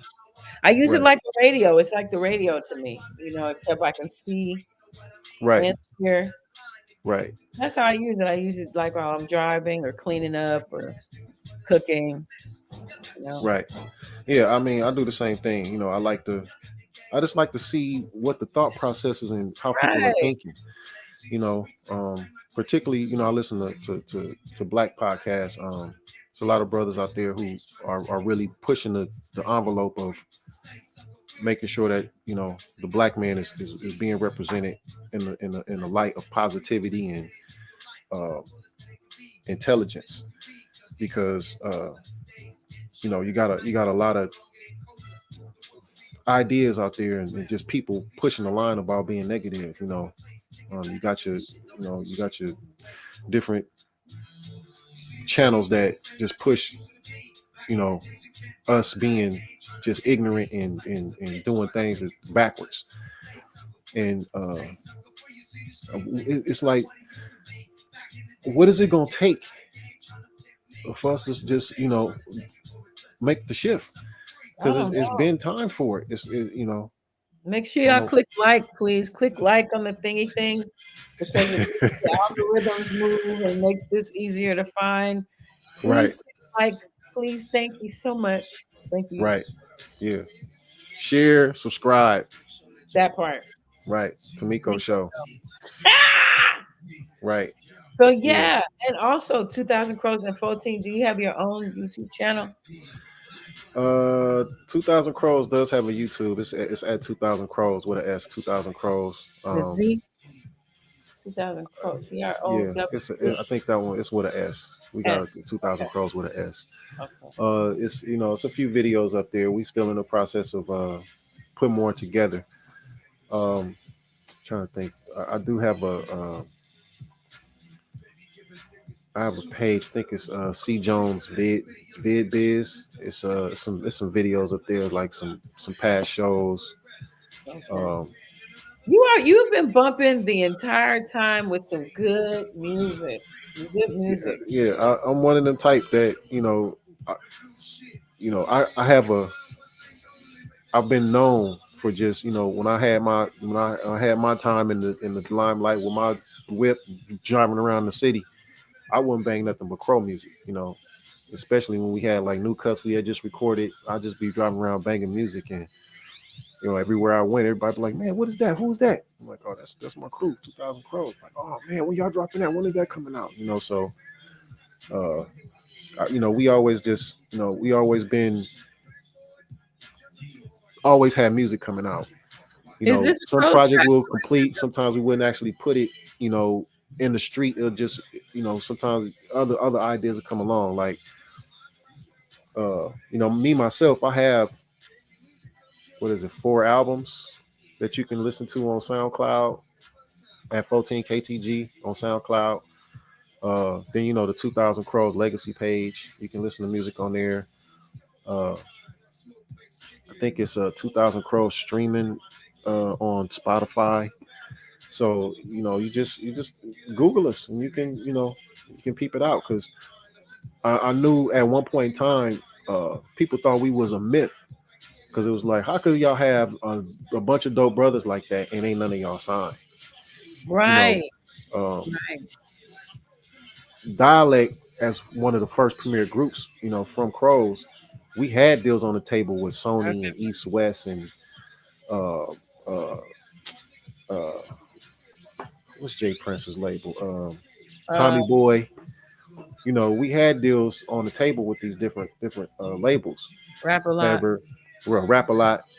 Uh, however, because of our representation, we was given the insight on what we would be stepping into taking these deals, and we wasn't willing to give up the rights to the group. We wasn't willing to give up our masters, and we weren't really willing to give up half of our publishing. We just wasn't willing to do it. So he was giving you like And a 360, huh? it was worse than 360. I remember Sony offered us, they wanted 7 years. They was willing to give us, initially they offered us $250,000, because since it was 4 of us from the group, they offered us $250,000 for 7 years, for a 7-year deal initially, for the first album. That's a teacher check. Right. We were in negotiations. I think we sent that contract back about 2 or 3 times with the revisions that we were looking for. We didn't want to give up the rights to the group. We didn't want to give up the publishing. We didn't want to give up the masters. The masters, they was not budging on that at all. They was like, no, we want the masters. We'll give you all y'all publishing, but we want the rights to the group. So, and the rights to the group is, the image, the name, That means in perpetuity. So after the after we out of they deal with them, they still got the rights to all the imagery and whatever we recorded and any merchandising. They would own all of that. And so I think what artists don't understand is so many artists back then were so eager just to get a deal. They would sign on a paper and not recognize these people, they will take your music and set it on the shelf and leave it up there for 2 or 3 years, and you just Or sitting waiting for something to drop in perpetuity. in perpetuity. Yeah, just it's they forever. They own you, and the only way you're gonna be able to possibly get that name or that imagery back is you're gonna have to break them off some millions, because now look at 25 years later, there's a resurgence of looking for vintage hip hop. You got people looking like they want to hear what was going on in the 90s, because the sound that they had back then was different. We was coming off of that. The sound had this fullness to it. Analog had this fullness to it. Digital is great, but man, when you can hear something off analog and it's fully mixed and it just got that the bass, just the essence of this music, it was just different. And even if you wasn't mastered on your music, just from tape decks, that some about that, that Dolby BNC, like, man, you can't get that sound no more. Is this the Crows we're listening to? Yes, it's all I'm bumping is Crow music. Is there a way we can hear it like fully, or because that's banging? Like I shared, That's the album. That's gonna be on the album. Well, no, what I'm banging right now is from the Crow Legacy page off the SoundCloud. You know what I'm saying? So you more than welcome to go, and like I said, it's 75 songs. You got the Good Feathers Push Down and Turn album on there. You got the 4812 All the Tom Mosaic album on there. You got my EP on there, Acclaim It Prestige, the EP. I'm gonna put the LP up on there in a couple of days. Might be tomorrow. I'll put the LP up on there. It's a number of different songs. Like, we will be recording stuff, and we just like new music. We just like to make new music. So brothers will record a cut and play it for about a week, and then it's like, all right, what we doing? Let's make another cut. And it's like just continuous, and it wouldn't just be one or two of us. It's like groups of us doing that. So we constantly have music being made. It was just we weren't directing it toward being like on no particular album, or brothers will do an album and it may not get released because of other ideas conflicting with it, or brothers will team up, do one album, and then team up with somebody else and do another album. And we would really never really release nothing. We was doing music within our own crew and just circulating it through the crew. And brothers is bumping it and becoming fans of one another, and that's what kind of made us like a myth. Like, man, people be saying y'all got all this dope music, but I don't be hearing nothing really. But I be hearing about y'all in the street. Like, I heard about 2000 Crows, but I don't know nothing really about y'all. I'm on SoundCloud, but I'm trying to update some stuff so I can get your music. Right. Right. So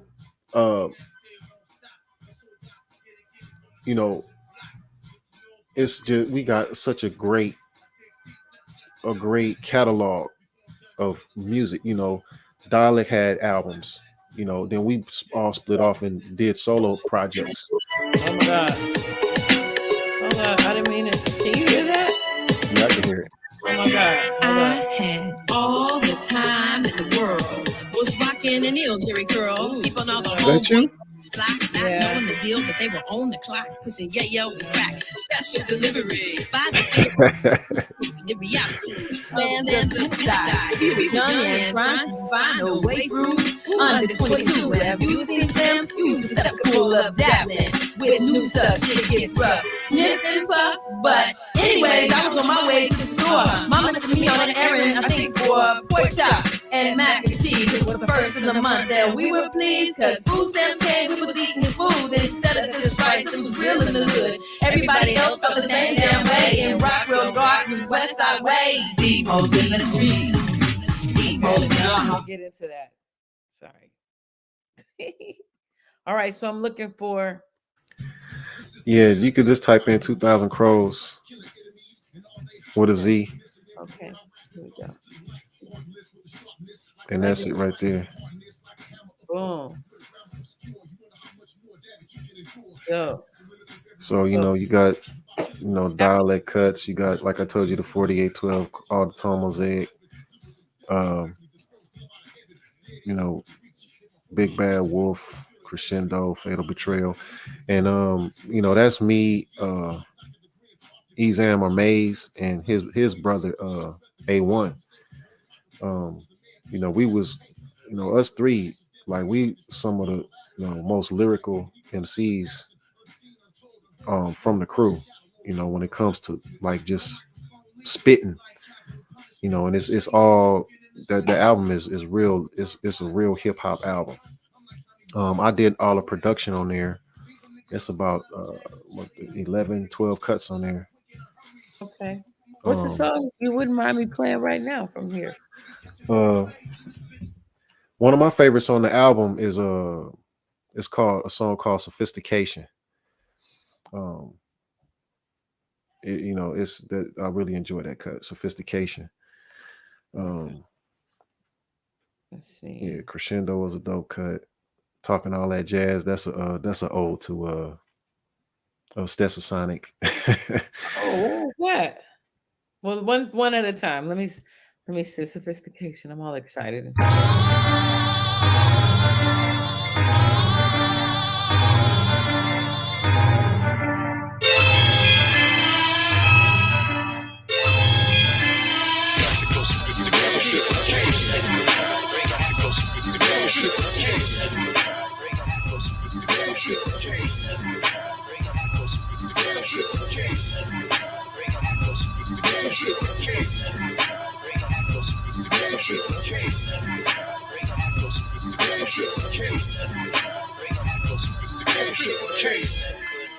The enemy infiltrated, manipulated, and educated, initiated thoughts that castrated intelligence and logic, eradicated mind of a slave created and balance on the scale. Women acting male, get your melanated skin to make it pale. Epic test, epic fail. Roles rewritten, went from watermelon and fried chicken to wearing pumps and skirts, switching, dick licking, picking materialism over spiritual relativism. The flesh-made creature, wide awake under anesthesia. Wisdom is an optional feature. The fool becomes a teacher. Am I my brother's keeper? The reaper is watching, chiseling tombstones, crafting coffins. Death is amazing, get lost in it, and it happens all too often. The black bird brings the message of duality, mental and physical, to evoke the spiritual, creating reality. In this totality, naturally expressed through divinity, triple O is the Trinity, through the use of simplicity, eventually, intentionally, eliminate the enemy. Methodology being practiced highly unusual, school of thought implanted through a parasitic pharmaceutical. No matter what you do or who you know, you were never meant to escape their control. Keep you inundated with useless information, consumed through a console, waiting for revelation to receive your salvation. Calculation of the situation shows increased indoctrination from psychological evaluation. Sophistication of speech is used to teach a rule. Linguistic tool can make a comment appear to be cruel. Fire is few, but what of the other elements? Air, water, and earth show to have very little relevance. If it appears you have nothing, that's because they stole your inheritance without prejudice. Looking for the truth, you don't know where it is. Righteousness, whenever I handle my biz. Yo, practical sophistication. Practical sophistication. Practical sophistication.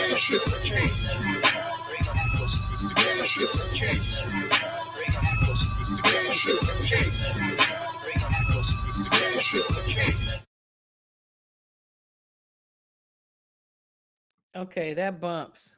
That really bumps. Yeah, I mean, like, you know, the whole, you know, like I said, there's 75 cuts on there. Plus, you know, if you want to get into some, like, you know, street like vibe, you got LARPK. That's Los Angeles Real Purple Kush. That's Zagu, No Brains, and Grey Goose Guido. You know, and it's just a number of cuts on that whole playlist. So there I was, walking into my local Ashley store, and boom, they got Black Friday deals ready to go. To the left, holiday hot buy up to 50% off. I look right. An expert 10% off in-store purchases for vets and active military.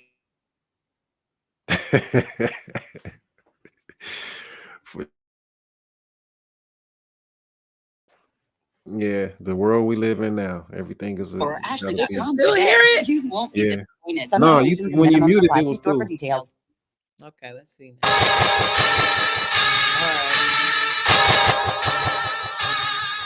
Cathedral introductions, dreams, worlds, punishments, cornerballs, hunters, DNs, storming walls, dream souls, angelic visions you wore, in my fantasies, refrain to betray, violent vocal magazines, pump the thoughts that race to a murder, lipstick across my face, gunshot, my server, I was born in the storm to form, where everything born, mother dear put me on.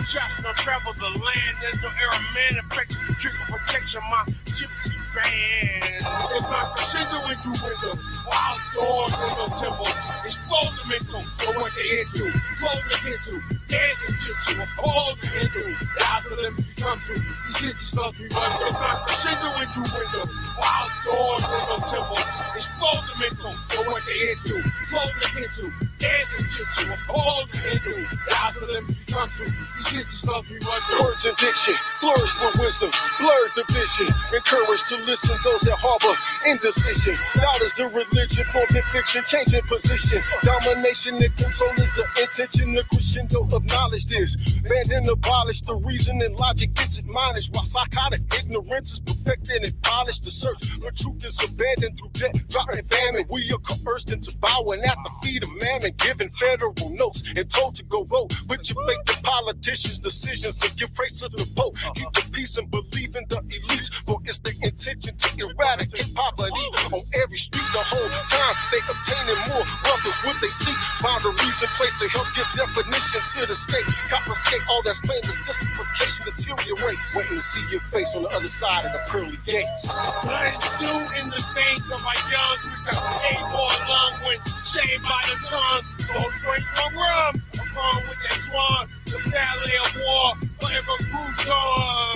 Blood is new in the veins of my young with the 8-ball lung when shaved by the tongue. Don't drink my rum, along with that swan. The ballet of war forever moves on. Sometimes you have to go back to go forward. Call up on the force that keep the planet in their orbit. Sometimes you got to have both hands on the wheel to keep that ship on its course, brother. I know how it feel. I summon this talent that will, if done with remarkable skill, be the pathogen that can make you ill, or the serum to help you heal. From straw huts to Solomon's temple, the Tower of Babel to the third heaven is human. Quest to reach the heights of an earthly perfection must follow an order of progression and start from pyramids like building blocks. Tell me, is my crescendo your ladder to the top? Step back, watch me build it up. Step back, watch me build it up. Step back, watch me build it up. Step back, watch me build it up.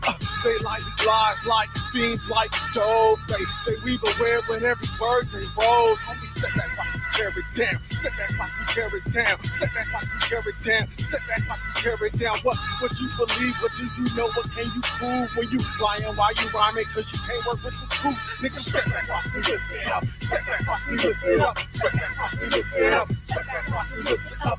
We both here, but we not in the same place. Understand it's less about time and space. Nigga, step back, watch me break it down. Step back, watch me break it down. Step back, watch me break it down. Step back and watch, cause my blood is rich with anger, red with rage, and that's why my skin's so dark. Listen to a nigga when he coming from the heart. Homie, war is a ballet performed in 3 parts to an unceremonious crescendo at a heightened tempo. Anticlimactic, but it does get tragic, cause you can kick up dust, but you can't choose which direction the wind blow it in. Some doors we open, never can close. Some of the things we find out we wish we would never have known. So listen to a nigga when he giving you the facts. Sometimes to push forward, you may have to step back. It's not crescendo into windows, wild doors in those temples. Explode the mental, or what they into. Flow the into, dance into, appall the into. Die for them to become true. These cities love me right. The blood is new in the veins of my young. We got 8-ball lung when shaved by the tongue. Don't drink my rum, along with that swan. The ballet of war forever moves on.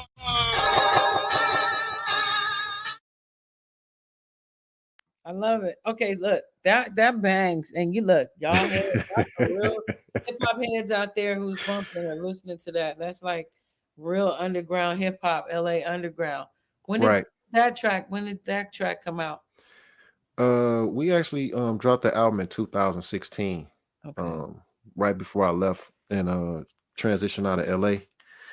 Um, so it's been out since 2016. It's timeless. Okay. I want to hear another one. Let me see. Let's scroll down a little bit. I think do you want to hear something from this particular album, or you want to hear just hear something that's banging? You know, we got, hey, nobody's paying us. We do what we want to do. We can do All both. right. Well, it's up to, of course, you want to be, with your family too, of course. But yeah, Yeah, let's get into a crow cut. We got one called Hip Hop Will Get 'Em. That's featuring myself, Dap, Black Sylv, No Brains, and Zagu. Oh, and we did release a mixtape, that 2000 Crows mixtape, Danger Room mixtape in 2000, was that 2012? Yeah, we released that in 2011, 2012. wow. It was a DJ Gigi Sweet. She hosted it. That's one of the that's a dope mixtape right there.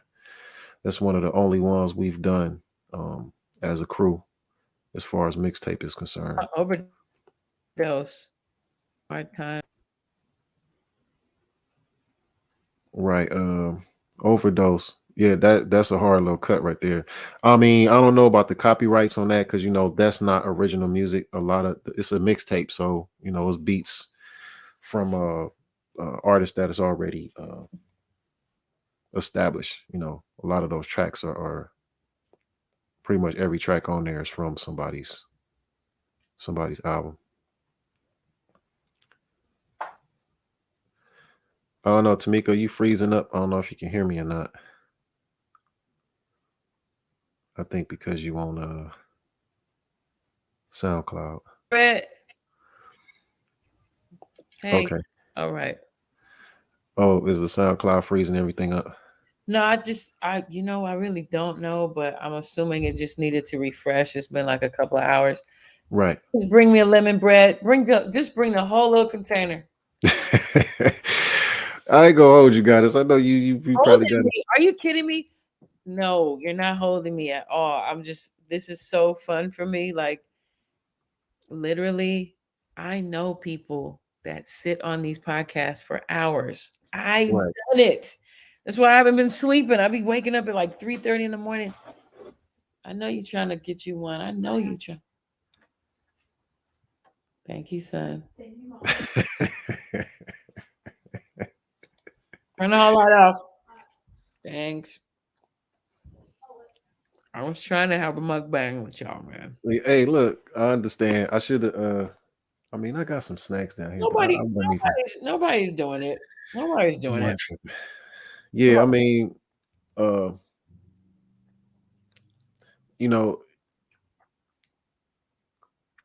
brothers. I've been thinking about starting a podcast myself. Really overdue to do it. The idea was to since everybody's on this relationship kick, I know a lot of successful couples, Black couples in particular, who they've been through the ups and downs and the ins and outs, and they've been, I know couples with 5, 10, 15, 20 years together. So I really wanted to start off a podcast with starting with some elders first, and then start working my way back to younger and younger couples. Couples haven't been together as long. That's dope. Just to give the youth of today an example or a vision of what it means to have that everlasting love. Because what I recognize in today's generation is a lot of the youth they want instant gratification. They want instant perfection. They want just add water and everything is beautiful. And some like anything, grown-ups think like that too. right? It's however, there's no example of that in creation anywhere. Everything starts off small. So, and it has to grow, and anything growth is uncomfortable because you're breaking out of the old shell and growing new skin, or it's change. And growth means, it has to be positive, otherwise you're not growing. So that's what I recognize about today's youth is they're looking for perfection, right off the bat, and they expect it to continuously be perfect in the relationships that they get involved in. And the moment something happens that causes them to not experience perfection, they're ready, like, okay, throw this one in the trash. Where's the next relationship? That one should be perfect Well, because I think parents of our generation showed them that everybody's disposable. right, and nothing could be further from the truth. Anything worth having is you work for it. You want to be muscular, you got to work. You got to lift them weights. You got to work out. And learn how to read. You got to practice. Yeah, you got to pronunciation and spelling and the whole idea. So nothing is simple and easy. If it was, life wouldn't be worth living because it'd be without a champion, without a challenger, there can be no champion. It goes back to integrity, because when I've listened to what a lot of people complain about, it's usually someone is being unfair, like unrighteous, like they're doing something that is not even good character. That's why they say you're disrespecting yourself first if you're doing something against your mate, because you're violating certain values that you must have in agreement, Right. Eating some chips. Yes. Look at you. Yes. What I come to understand is relationship as far as between a man and a woman, um the the the the balance of recognizing how to grow in the role, how you were designed. So as men, we're designed in such a way that we grow to no limit. It's the only limitation we face is what we place on ourselves. And the woman is designed in such a way where she's going to give you whatever you put in her. So if you stop putting things in your woman, she's not going to give you nothing back. So if you get to a certain step and you stop growing, your woman she gonna reflect whatever They don't want the responsibility of knowing that, brother. Well, most people, if you ask them, do they want to be in a long-term relationship? Do they want to have something that lasts? They'll tell you yes.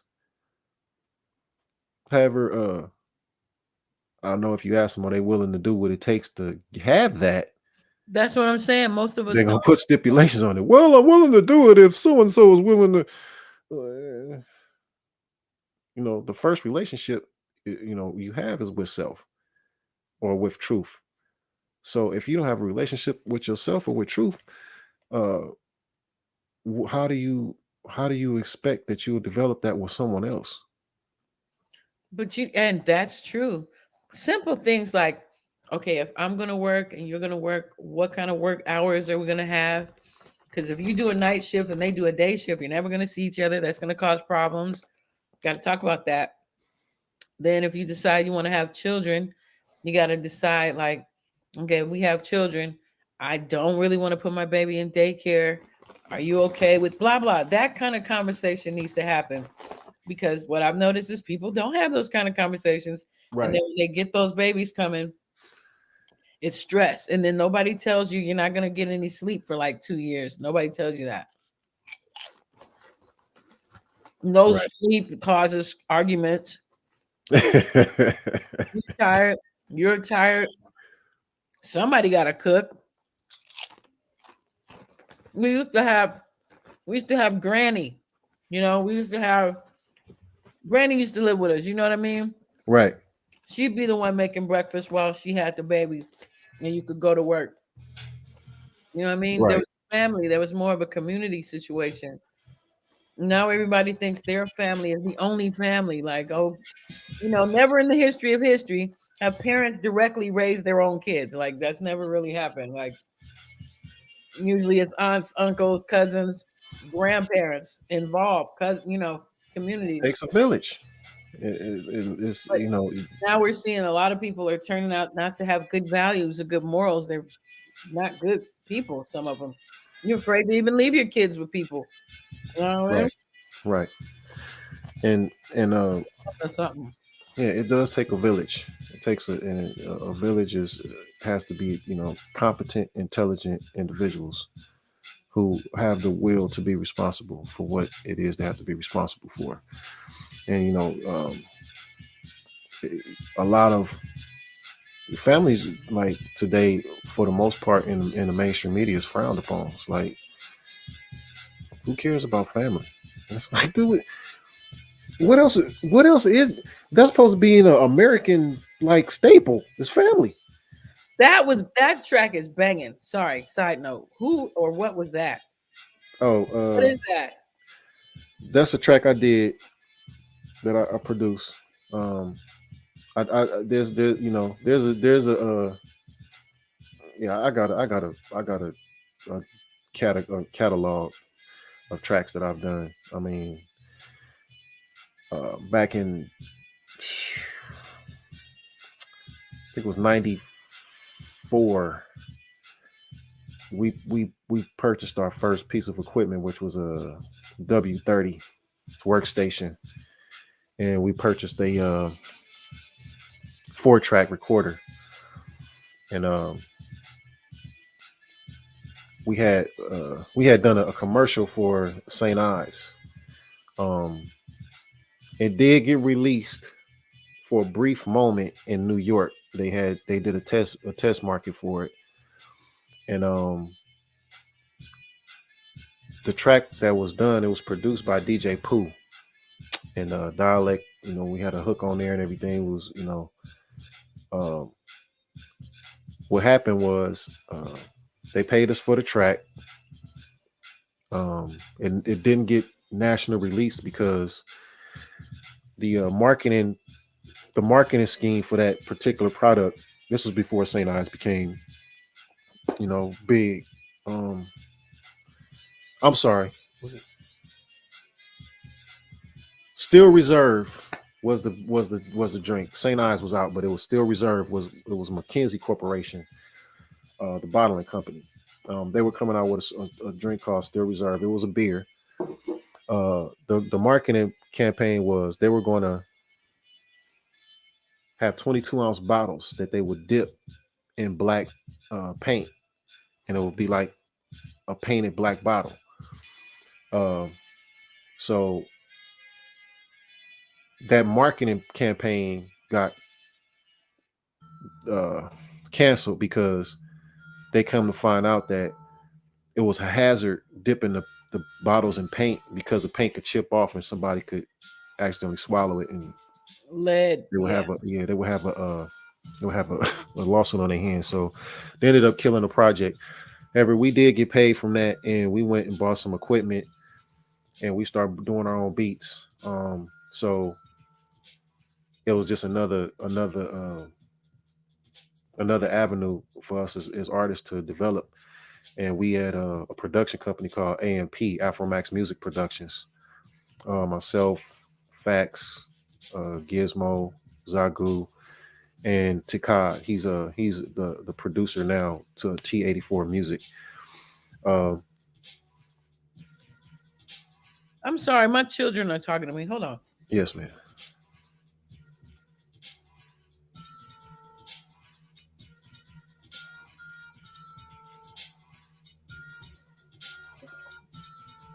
I made red beans and rice, collard greens, mashed potatoes, right, and a little baked chicken. Okay. because I'm not making their plate. They're acting like they can't figure it out. That's so annoying. That's so annoying. Like, stop it. You guys build computers. Like, But mom makes the greatest plate. You know, she put it on there and it make it look like it came from a restaurant. That's all. That's all it is. that's a good point. Yeah, they just want the That's a presentation. good point. Now I don't make the pretty plates. I'm not gonna say that. Like, I have homies that, like your wife probably makes those beautiful little gourmet plates. Like, but it'll taste great.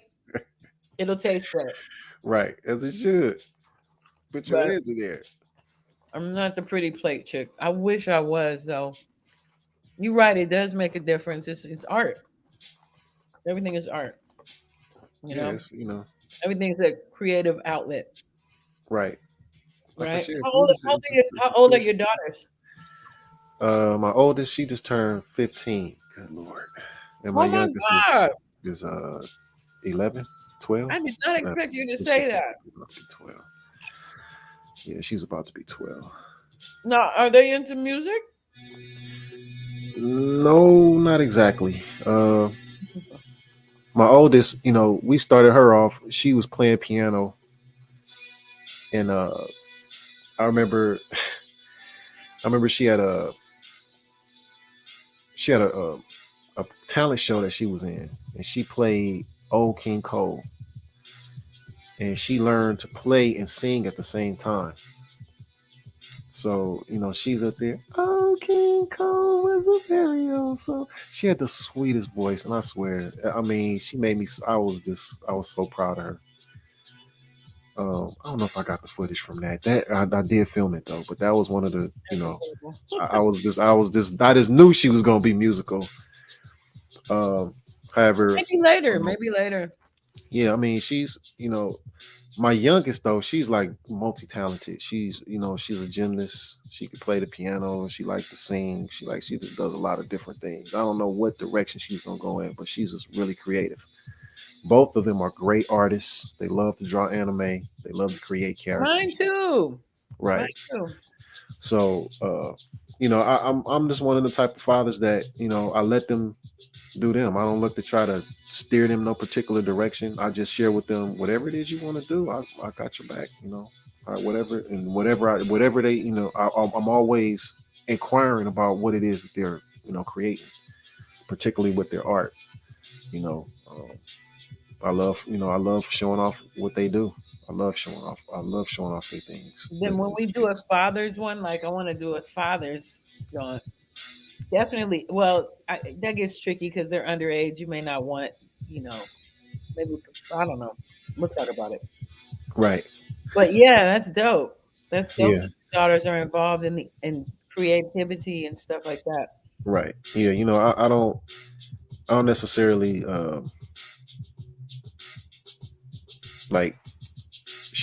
share with them the history of my music and things of that nature. I'm like, unless they inquire about it, then I share with them. Other than that, it's like, it's not that I'm ashamed or I don't think they should know about it. It's just, I want it to be a natural type of thing that occurs with them, that they be like, Daddy, what did you do when you was our age? And what was taking place? And like, well, this is what your daddy used to do. And, I wanted that when they, get to the certain age that they want to know about me, they can pull me up on the internet and be like, oh, my daddy was about that life. He was on some hip hop, like for real. And I just want them to be themselves. I just always encourage them to just be themselves. And I know as a father, I'm their first example or expression of what a husband is to be to them and for them. So, I look to make sure that they experience, that expression from me. I always, open doors for them.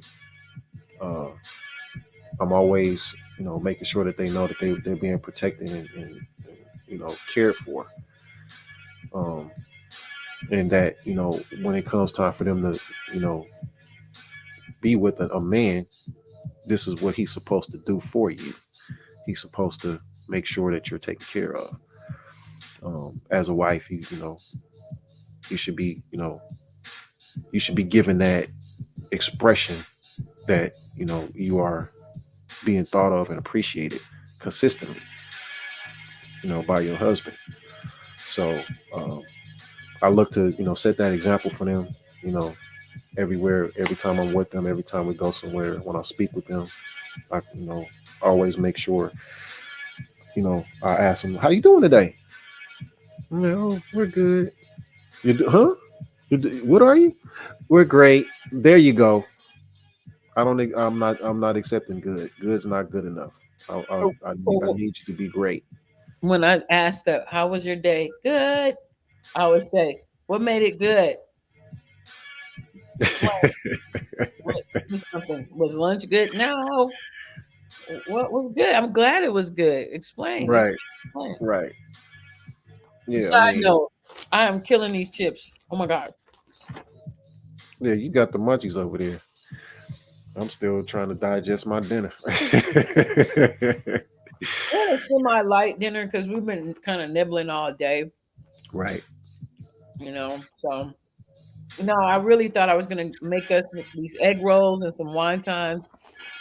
Then we're gonna make these noodles, but I kind of was just kind of like catching up on rest all day, kind of. Right. No. But it Yeah, worked out. Hopefully, I'll see you guys again. Yeah, I really enjoyed being on the podcast with you. Brothers don't know I got history with you. You know what I mean? Me and you go back. You got history with us as a crew. You know what I mean? Brothers is really fortunate that we able to still have that dialogue, still have that communication. Yes, I never recorded with you guys, but I've always been a strong supporter. Music ain't nowhere. We in the world now. All you got to do is put your voice on the on the track, and we can fly you in. You know what I mean? See you the track. Can I see what's up with? I mean, I know y'all busy and stuff. Yeah, I'd love to do a song with y'all. Of course. Have you heard the newest stuff I've done with Dino, for Volume 10? Is that on your page? I'm sure Heavenly is on there somewhere. Heavenly, okay. It's on his album. So no, I don't have. I gotta fix that. I'm actually working on some stuff right now. But I mean, on SoundCloud, all the Watts 1965 is on SoundCloud. Yeah, I don't have any news. It's under his music. But that's still, hey, TOMEICKO. Type in TOMEICKO. It's not under Watts 1965. It's under TOMEICKO Volume 10. No, I'm saying that album though is on SoundCloud. Oh, his album, yes, definitely. I believe his album on SoundCloud and definitely YouTube and Spotify and all that. Yeah, but that's what I'm like. I gotta get my own project going. Well, I mean, I don't have any new stuff. That's just my stuff out there. I need to work on. I mean, you all you gotta do is reach out. Just let it be known what you need. And the network is there. Doing it now. You know what I mean? So, like I know we was speaking about doing a project, and you invited me to get on it. And I think at the time I was real heavy on the spoken word. However, due to popular demand, I've broken the glass case and snatched the gold mic out of there, and I've decided that I'm gonna go on and close this year out with some verses before I gotta say this. You said okay.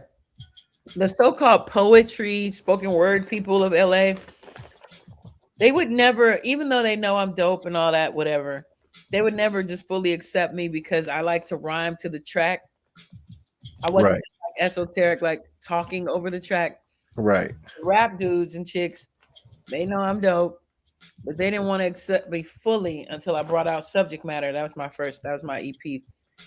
Because I was not all aggressively rapping. Right. Just flowing or whatever. So it's a tricky thing. I don't know. I've just always been like that. I don't know. Yeah, I think depending on the circles you run in, you know, it's I don't know, LA underground hip hop is a fickle audience.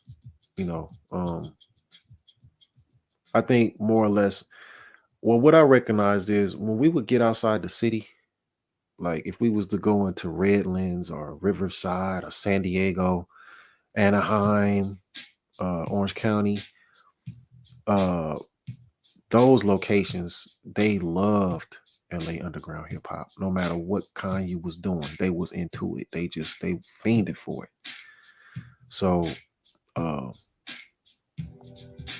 you know, it really, you know, as a crew, we didn't really take enough advantage of that because you know we would, you know, I remember at one point in time we was doing some traveling. We was going up north to Oakland and Santa Rosa, Santa Barbara.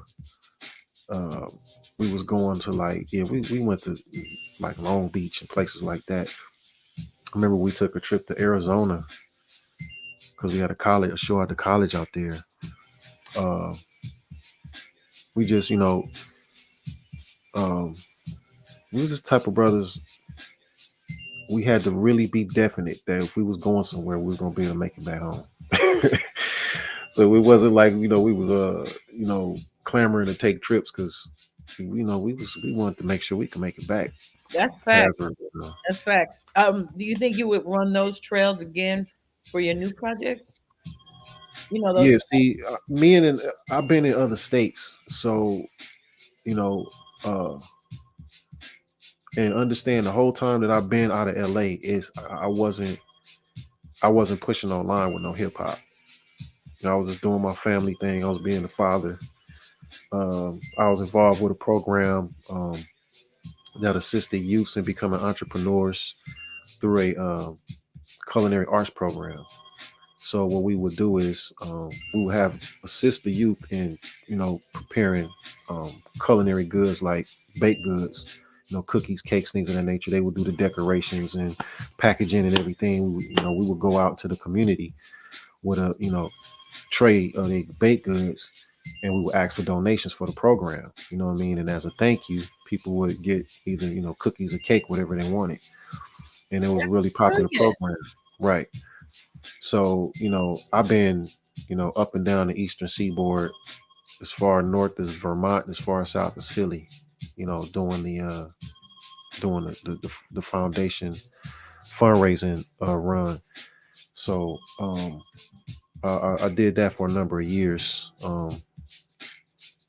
And you know, I wasn't focusing on the music.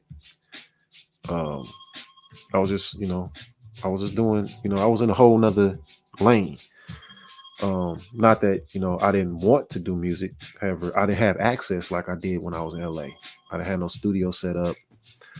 I didn't have no where I was going to, you know, I didn't have no network or function that I was dealing with. And I, you know, because I was always on the move, because of, you know, dealing with the fundraising, I wasn't really stable like that. However, just this year, I just been just running into people, you know, on the internet, phone calls, you know, people just hitting me up and like, man, like, what's up? What's up with Crows? What's up? You know, like, what's up with you, man? Like, I got music, man. I got beats. You know, I think you fit on these tracks. So I'm like, you know what? I did a spoken word album that I released. It's on Band Lab.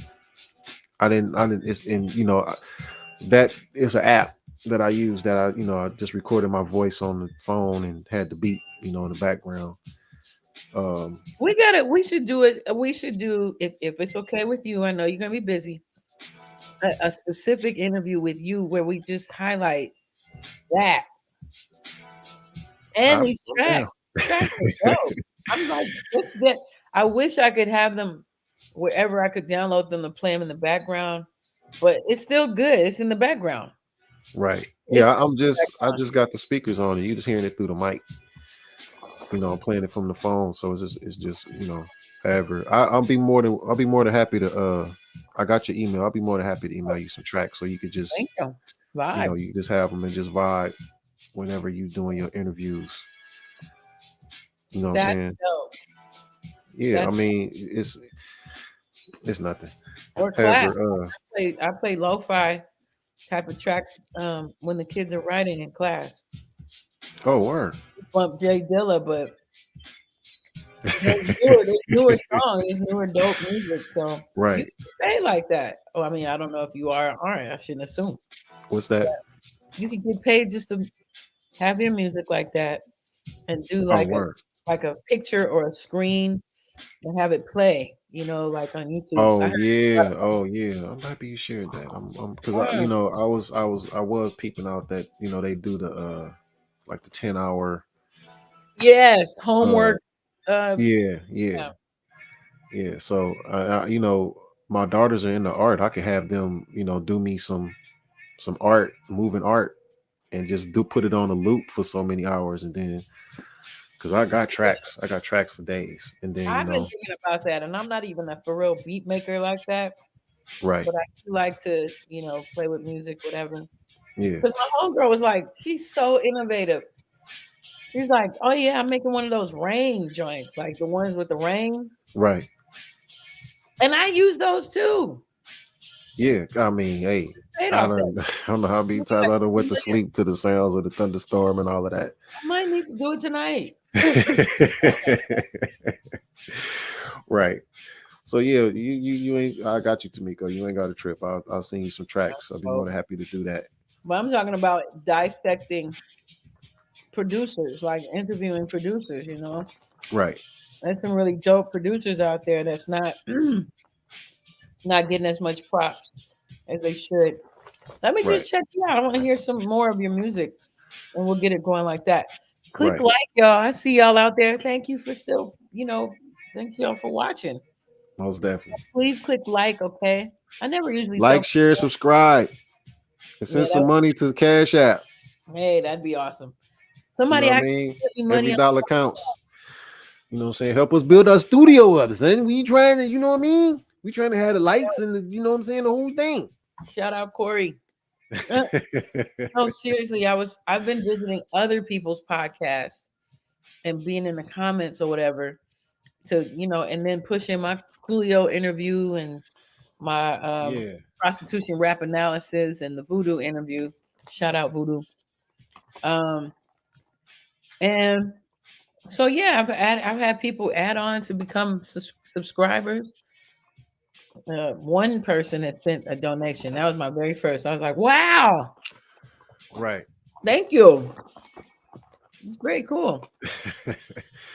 Yeah, man. It's some podcasters, they get like hundreds of donations, yeah, once you build up that audience, and it's just about having compelling and interesting subjects to talk about,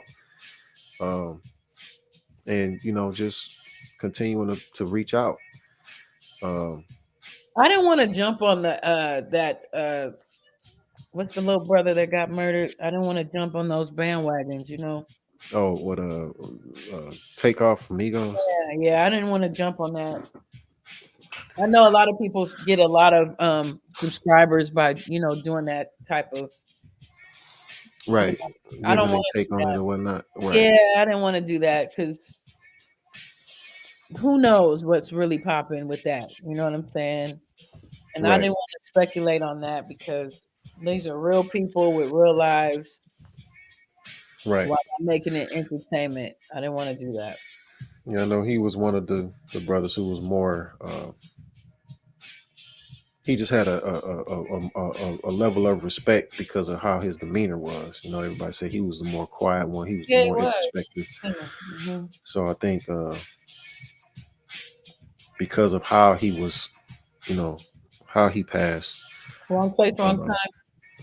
Yeah, I don't know. I ain't really delved into, why what took place. Mm-hmm. So, just unfortunate that, he wasn't even he wasn't even the one participating in the events that was going on. He's an innocent bystander for the most part. However, it just begs the question, like, when we get to a certain level of fame and celebrity, uh, why are we still willing to involve ourselves in activities that aren't causing us to grow as a people or as a person? Uh, it's just real. It's just real baffling to me how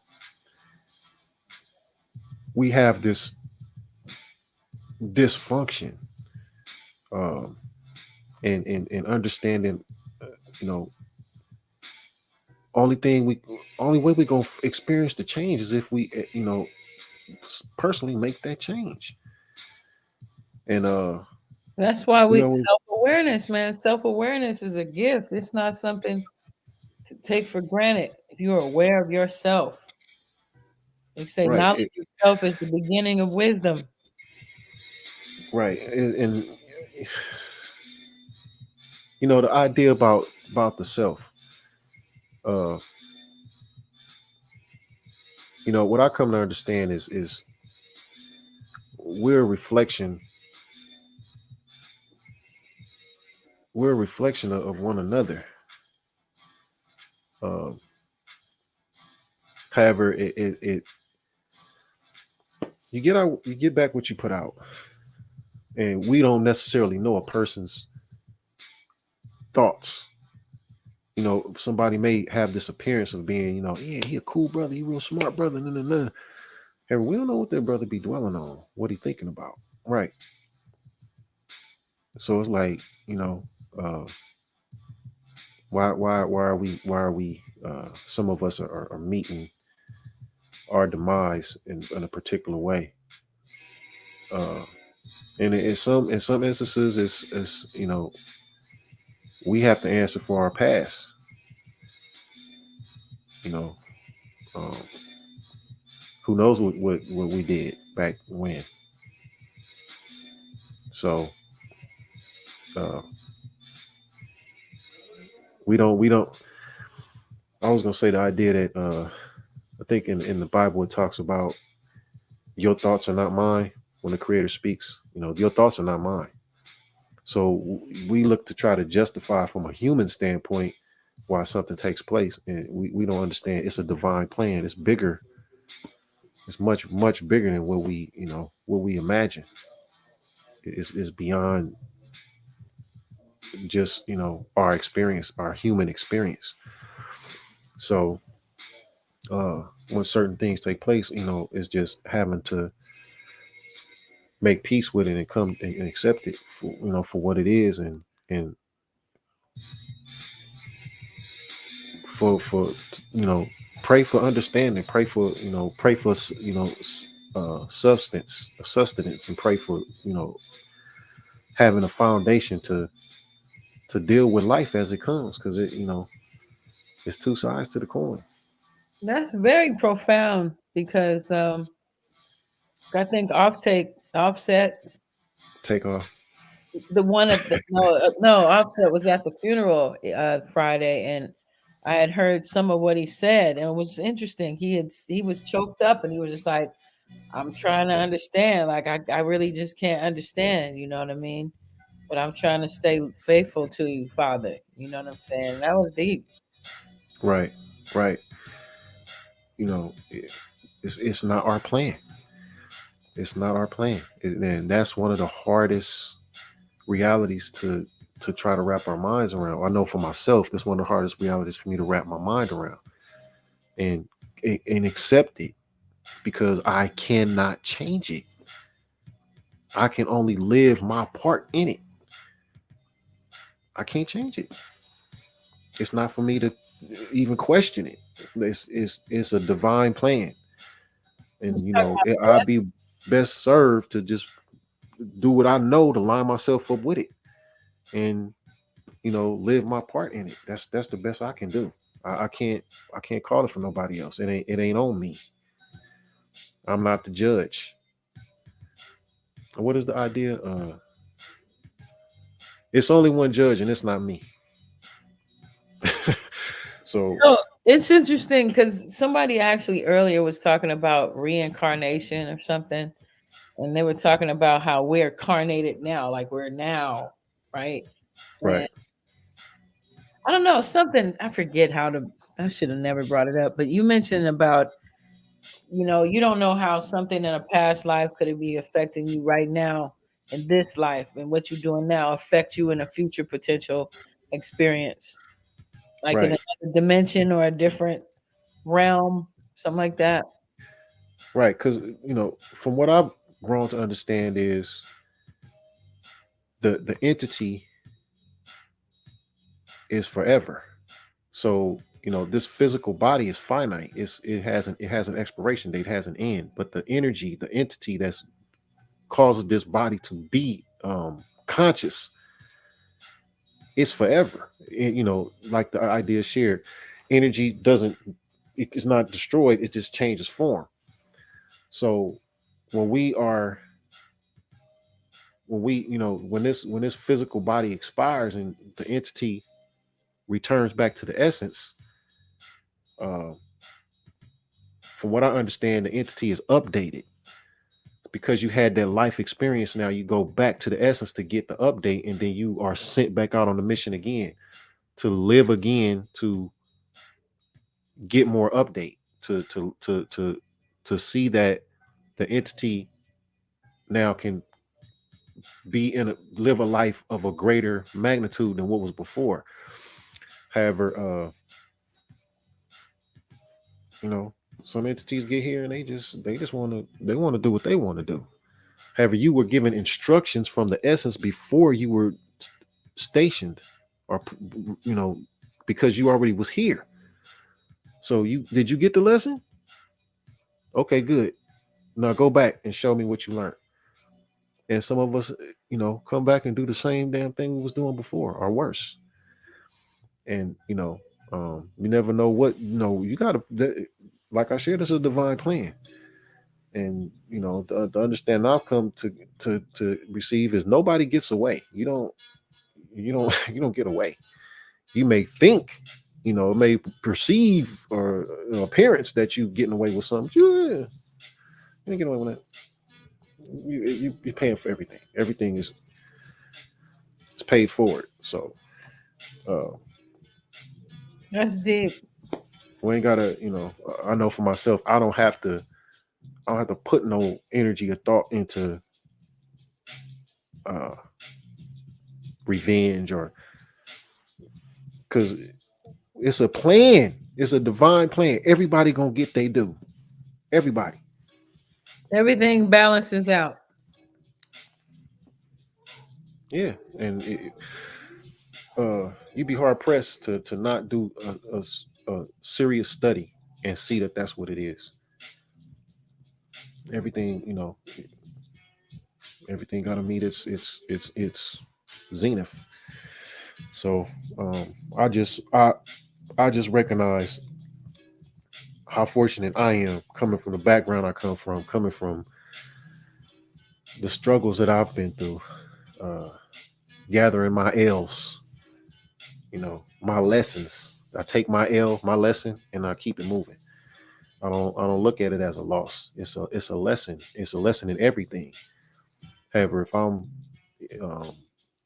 not processing, what's taking place properly, oh man, I lost out on that, man. I'm taking it like, I'm not getting anything from it. There's a lesson in it. If I'm, even in negative situations, negative experiences, there's a lesson there. If you willing to receive it, ever, or you will repeat it. Right. So,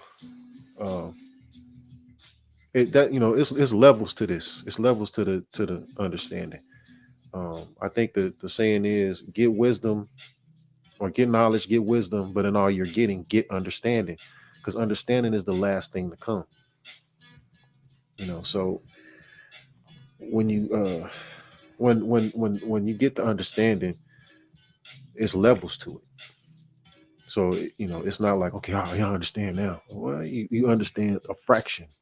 You're gonna start getting more fractions, then you get the whole. That operation comes from everything in your surrounding having understanding, all the network that you've accumulated having understanding. It's not just self, it's all. So that's what I've come to accept. So I'm always looking to share what it is that I understand, so I can get something back from it. Because it's an Oh, even exchange. You know what I mean? no, I like studying with people also. Like I prefer to exchange energy. It's probably why I like podcasting and podcasts, because you get to interact with other people who are thinking and talking about things that you have in common. Right. Right. So uh I'm just, I'm just living this life, enjoying it. I know a wise person told me, know your worth. What is the idea? Know your worth. No fear, have no doubt, know your worth, and always remain happy. So I think when I've come to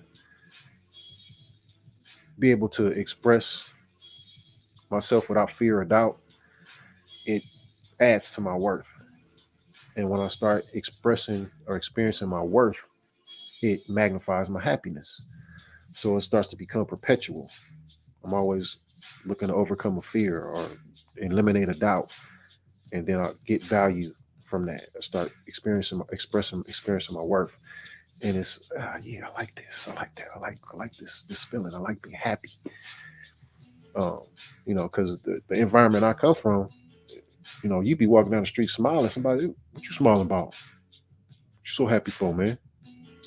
What you smiling for? Like, man. In Chicago too. What you? I used to be like, "Hi, how you guys?" With your fake ass. I'm not Like, fake. man. I'm cheery. Gosh. Yeah, I mean, it's really man, and mind numbing sometimes to run into people who just they dwell so on the negative, they want everything around them to be negative. I'm the type of person, I won't allow you the I won't allow you the pleasure of having your negative energy around me. I'm either gonna either come up here where I'm at, or you gonna exit, because you ain't gonna be able to take how I'm bringing my energy in here, because I'm just that positive. And then, but then sometimes you attract negative, and then they give negative, and then they reflect negative, and blame you for Well, I being. mean, It's really them that's projecting, what I said. and then you So become negative. opposites attract, To me. and like energies repel. So what I come to understand is, people that are negative, they get attracted to you because they actually want to experience some happiness. They not expressing it. They look like, yeah, I just want to dwell in my negative. But when you come around them and you start expressing happiness, and they like, damn, this dude just done changed my. They see you smiling. For example, when I go out to eat, and I see the person serving my food, I make it a point to ask them how they doing. Hey, how you doing today? Me too. And I see them like they're kind of like look shocked, like, oh, I'm doing pretty good. Yeah, thanks. How you doing? Well, phenomenal. Thank you for asking. And it changes the whole vibration. They're like, oh, well, damn, somebody actually does care how I'm doing today. Somebody Nurses actually asked too. me. It's true. somebody actually asked me how I'm doing today and mean it. Not just like, how you doing? I'm because I know if somebody's preparing food for me, whatever vibration that they're in is going to transfer to my food. I don't want to have a negative expression on my meal. I want to experience positive. So that's what I put out, and I get that back. Just like I'm telling you, at the hospital when I was delivering my babies, I'm always very polite and respectful to nurses. I can't believe people scream and yell at nurses, but that's what people do. And I always get like really nice experiences at the doctors or the hospital or whatever, because I'm very nice to be nice to nurses. Okay, they have rough Yes. jobs. But yeah, let's go. We both had our babies at the same hospital 2 days apart. And her experience was the complete opposite of my experience. But she was telling me she was cussing at the nurses and yelling at them and acting all crazy. But I didn't do that. I was very Right. like, thank you, Right. different experience. They gave me extra things, Right. Right. It's So you're that right. positive. Love energy. Although, it's been said like during the civil rights movement, like people were they giving love energy in return when they were sitting at the, sitting in the front of the buses and what is that at the lunch tables and all that? Were they exhibiting love or were they being defiant? Wait, I'm confused about the question. Like, Like are you? they've always pushed it toward us as, and it was noble and honorable. Okay, I'm not knocking the elders or the ancestors, which were mostly junior high and high school kids, by the way. Which is why they work hard to keep junior high and high school kids distracted with nonsense, because they're the ones where the thought comes from to, rebel against this Right. ridiculousness. Right. But when we talk about love energy for real, like Gandhi supposedly was he giving love energy? Was he, So or just peaceful? Like the things they're calling, where have we seen actual love given directly to the like evil, and that it worked? well, so this is what I come to understand. The original man, his nature is righteousness.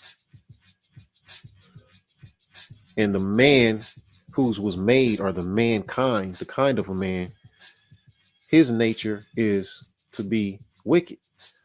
It's his nature. It's how he is. For example, how you were speaking about the civil rights movement.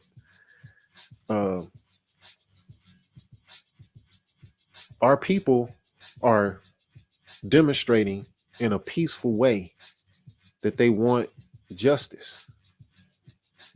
And then you have another people who come and express hatred toward them wanting justice, and are unconscious about it. Like it means nothing. I will sick dogs. I will bring fire hoses, spit on you, beat you with a billy club, just because you want justice, just because you want to see the system that we set up in the name of law to cause justice to be had. You want that system to honor the suffering that you are going through. Right? How dare you? Right. So it just brings the question, like, how could somebody be that way? How could you do a wrong to a person and not make it right, and not even have a conscience about it? Like, you just want the person to forget that you did them wrong That's literally and what move on to just move on as though nothing ever happened. So there is, like I shared, it's a divine plan. We don't know. Our human experience is not able to encapsulate it. However, it's a divine plan. There's something for us to get from it. And it's, on the surface, what I see is it's an understanding that when you make the choice, it's not really a choice for the original people, for the original man. It's your nature. You're naturally righteous. That's just how we are. Prime example is for us to go through 400 years of what we went through, and not just to just come and just tear this country down, because we had the numbers to do it. We had the people to do it. We can tear this country up.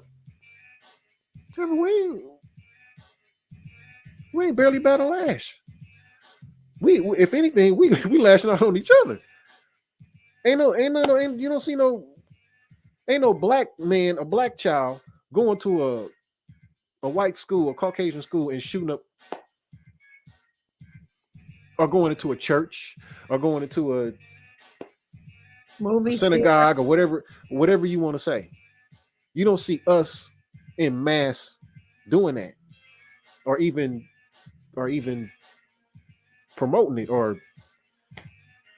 so you have to ask, like, why aren't we like doing what's being done to us? It's not in our nature. All this fear that's promoted about, oh man, if we gave y'all the reins, gave y'all the keys to the castle, y'all gonna do us like we did y'all. You don't have no evidence of that, sir. Y'all have no evidence of that. So you can't put on us what you've done.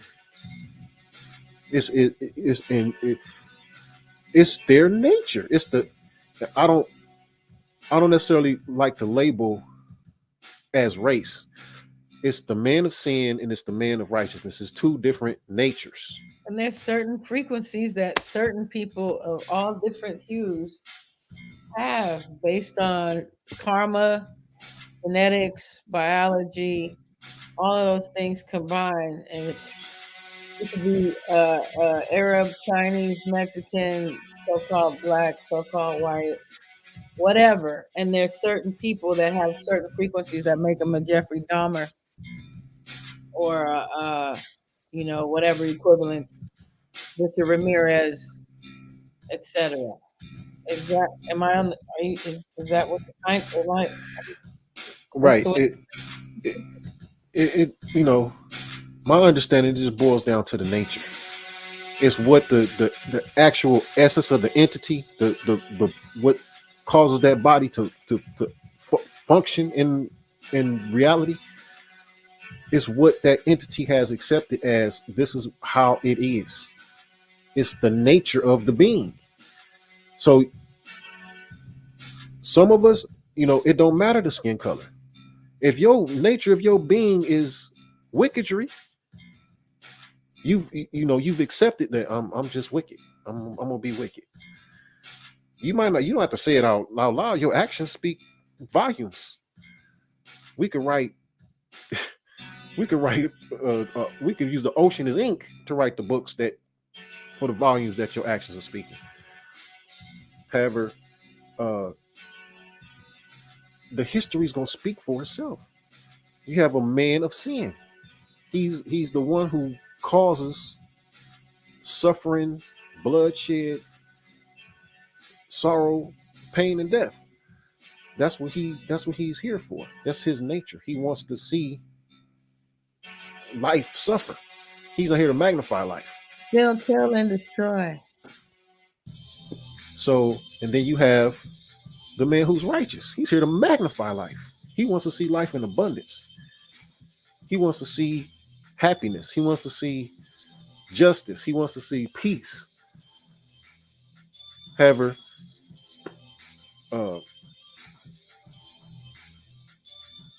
we are living in a world or a system that the man of sin he's the popular man. He's the one who he gets off. Why the hell are we talking about a Jeffrey Dahmer or a Richard Ramirez or who the hell? Or any of these caricatures from right. Why are they even in a lexicon of thought at the time? Because they've been glorified. They've been given TV shows and like, bruh, albums. So we just have to be, let me share it this way. It is a benefit to be conscious of what it is that we've been conditioned to participate in. And uh, the nature of us as beings is something that we live it out. We experience it every day. Uh, when I wake up in the morning, I have to make the decision to get out the bed when my alarm goes off. Not put it on snooze and keep sleeping. Cause why? I made the promise to myself when I set that damn alarm that I was gonna get up. I didn't set the alarm for me to put it back on snooze. That's not what I set the alarm for. I'm obligated to keep my word to myself first. Then I can move out in the world and start. If I'm not keeping my word to me, everything else is null and void. That's why they say respect yourself first. That's what I'm saying. When you're in a relationship, even you're supposed to be respecting yourself first. Then you won't do stupid stuff to ruin your situation because you'll be respecting yourself. You won't devalue your own integrity. Right. I mean, our people are conditioned in such a way that, like I was sharing with you, fear, doubt, and knowing your self-worth. Those three ideas are they're not even contemplated because we operate out of fear. We operate out of doubt. Oh, can I do this? Should I do this? I don't know if I'm capable. Who told you had limits? Where did that come from? Why do you accept that? You have to, if you're not questioning the experience, and you just accepting it and thinking that, well, this is just how it is. You have to ask yourself, well, who taught you that? You had to learn that from somebody. It ain't just you didn't come up with that. You ain't been here long enough to come up with that. So you have to ask yourself, where did I learn this from? Kids go to public school, you know what I'm saying? And they're learning stuff online, like quickly. Right. However, we're not conditioned in a way to question the current thought process. So we just accept it and keep it pushing. We're not independent thought is not something that's championed or even recommended. It's like, don't. Damn, they're not promoting it. They're definitely not trying to promote it in public school. And then they Right. know why the test scores are low every year. Right. So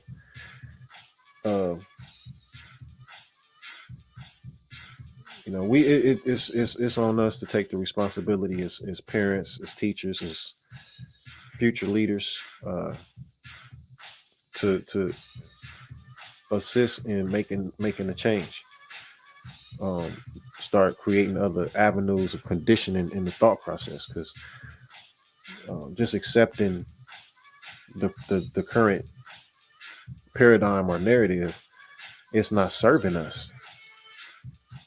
And understanding us as who we are from our essence, we're supposed to be served by creation. It's supposed to serve us.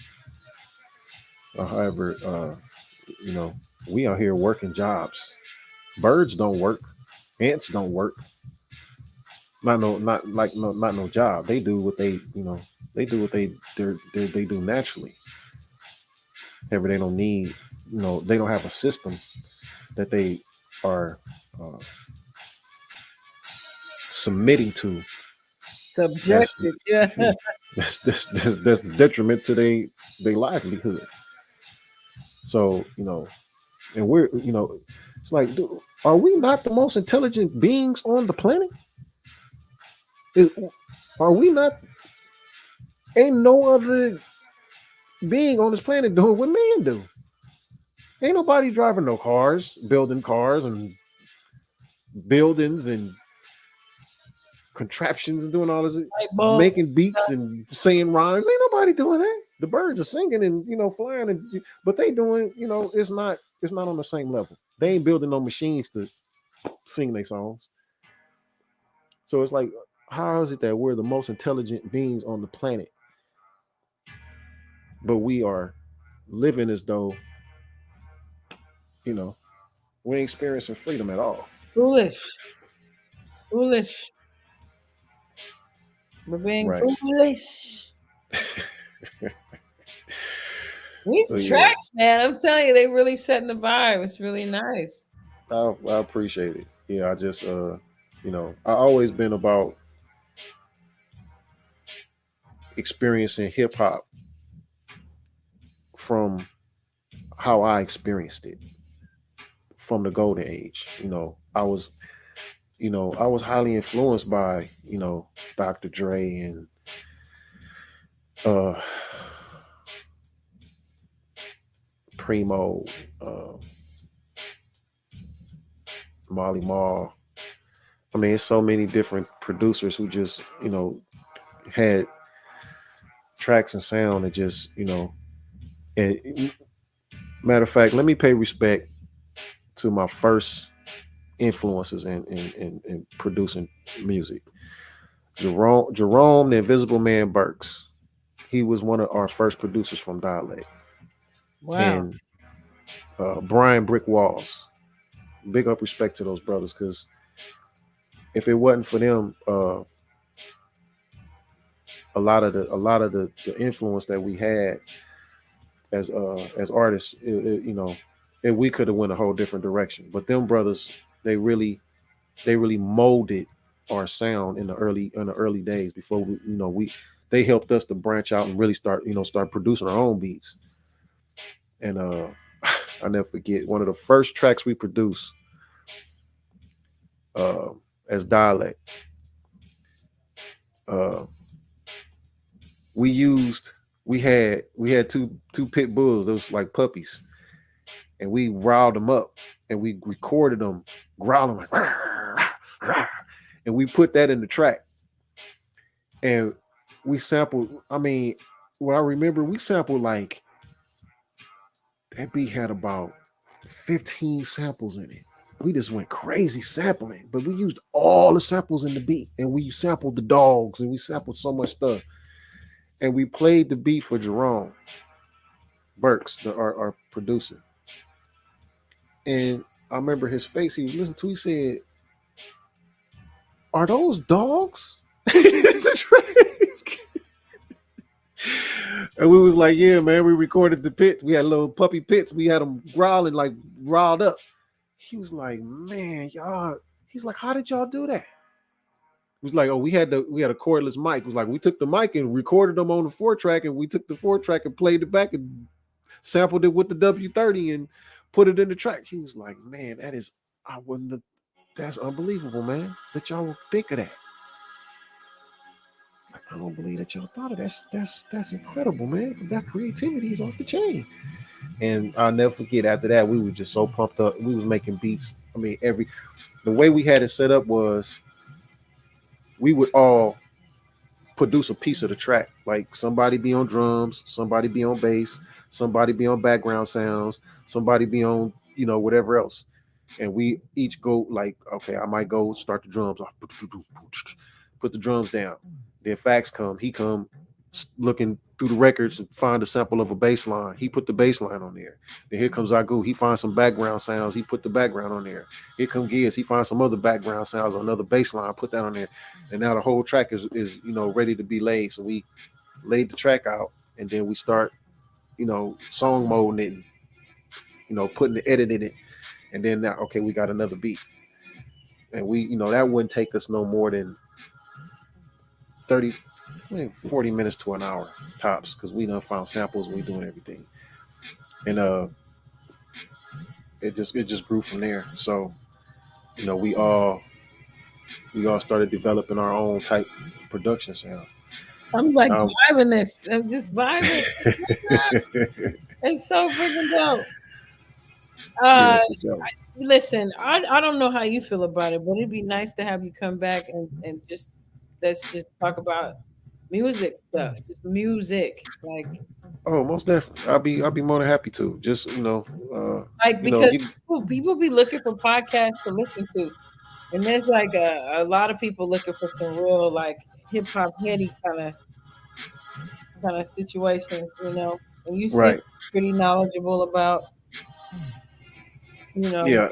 certain things in that regard. I'll be more than happy to share my experience because You want to talk about relationship stuff, and that's cool. People need that. Do that too. We need it all. But yeah, for why sure. not?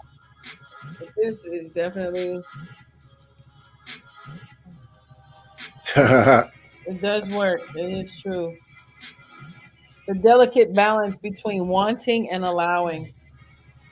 Right. Yeah, it's what I understand too is when it comes down to the love aspect, the love energy, uh, many of us are we are unable to receive it.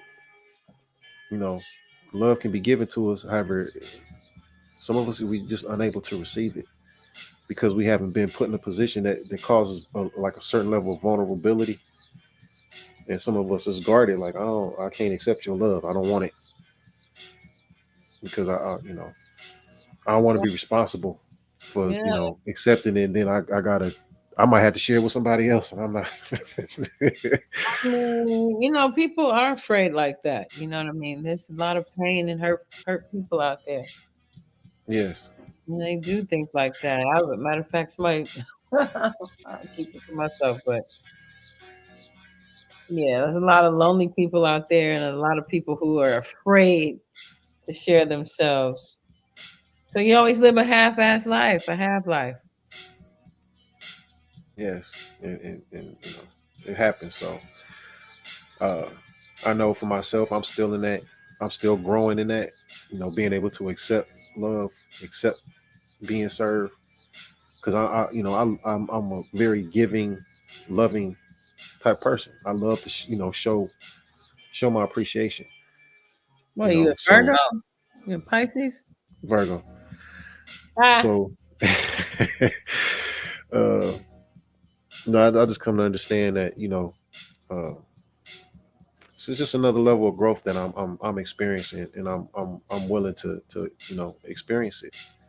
You know, um, accepting the love that's being shown and given to me, and not feeling like I owe somebody for it, because that be part of the process. Like, well, I'm gonna have to give you something back for this.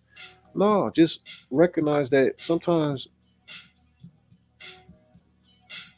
you've been given so much. Oh my bad. Sometimes you got to let that come back, and just receive it. And the expression shows the person or what's giving it to you. It's an appreciation that's being shown, and you just rest in it and let it marinate, let it absorb, because rejection is it's really something to deal with. It's God's protection. Right. So what I come to understand is, if love is being shown to me, receive it and rest in it. It causes me to have to express a certain level of vulnerability. However, it's a lesson in it. It's not something that's going to cause me to be exposed or anything of that nature. That's fear talking. That's doubt talking. So no fear, no doubt, know my worth. I'm worthy of receiving love. And then the respect part of it, like some people, love and respect should go together, but seemingly a lot of people can love you but very much disrespect you. So what I know or understand about love and respect is love is not respect, or should I say respect is not love. Prime example is I respect my enemy, but I do not love him. I respect that snake,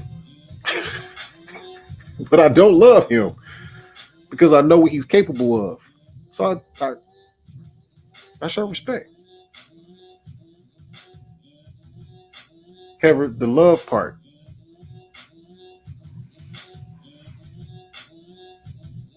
I know on Drink Champs they always ask, would you pick loyalty or respect?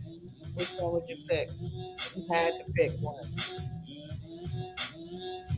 From people, would you rather have loyalty or respect? Respect. That's a trip. Pretty much all the men on the show have said respect, but I've seen a couple of women on the show say loyalty. Well, as a man, like I shared, respect is not love. However, we'd rather have that because it gives us precedent on our presence. You don't gotta love me, just respect me.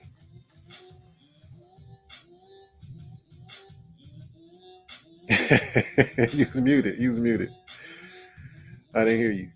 Oh yeah, like that Khalees song. She says that in her "I'm a Boss" song.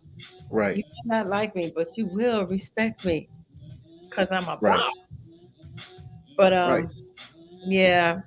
But respect is like you were talking about attracting reflection. Well, if you don't respect yourself, you're not gonna respect me. So here we go. Here we go. Here we go. Right. I mean, the loyalty is going. For the people, and you don't respect yourself.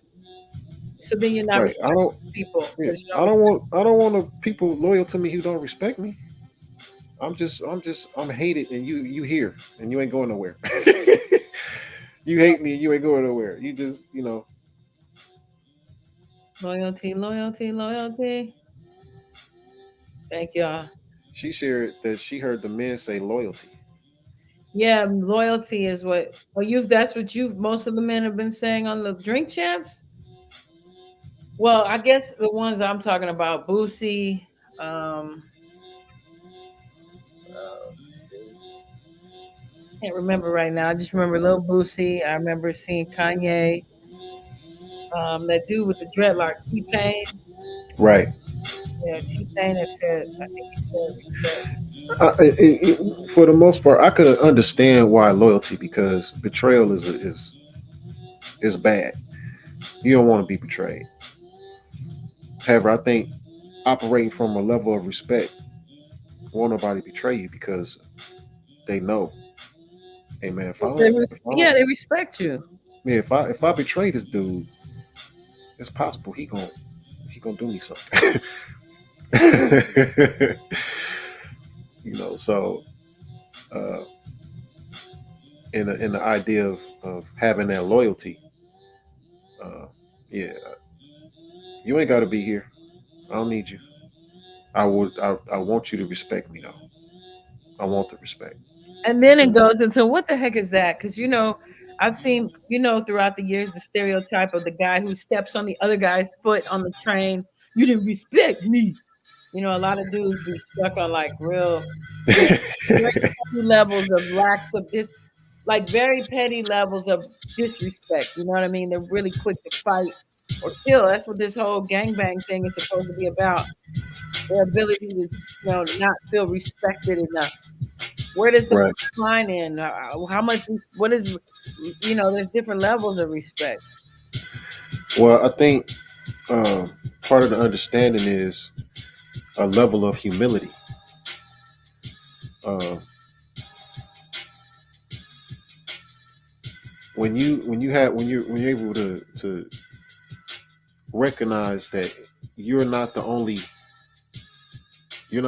individual, or you're not the only entity or being in the experience. Uh, and seeing that because of how we have to continue going forward, just living life. most people want to experience peace. Most people want to experience happiness. Most people want to experience joy, growth, joy. So I'm not saying everybody. I'm saying most people. If you poll 10 people, 9 of those 10 gonna say, "Hey, I like peace. I like yes, happiness. I like yes. to enjoy my life." You might have that one person who's like, "I don't give a damn about nobody." It's all right. But most people want to.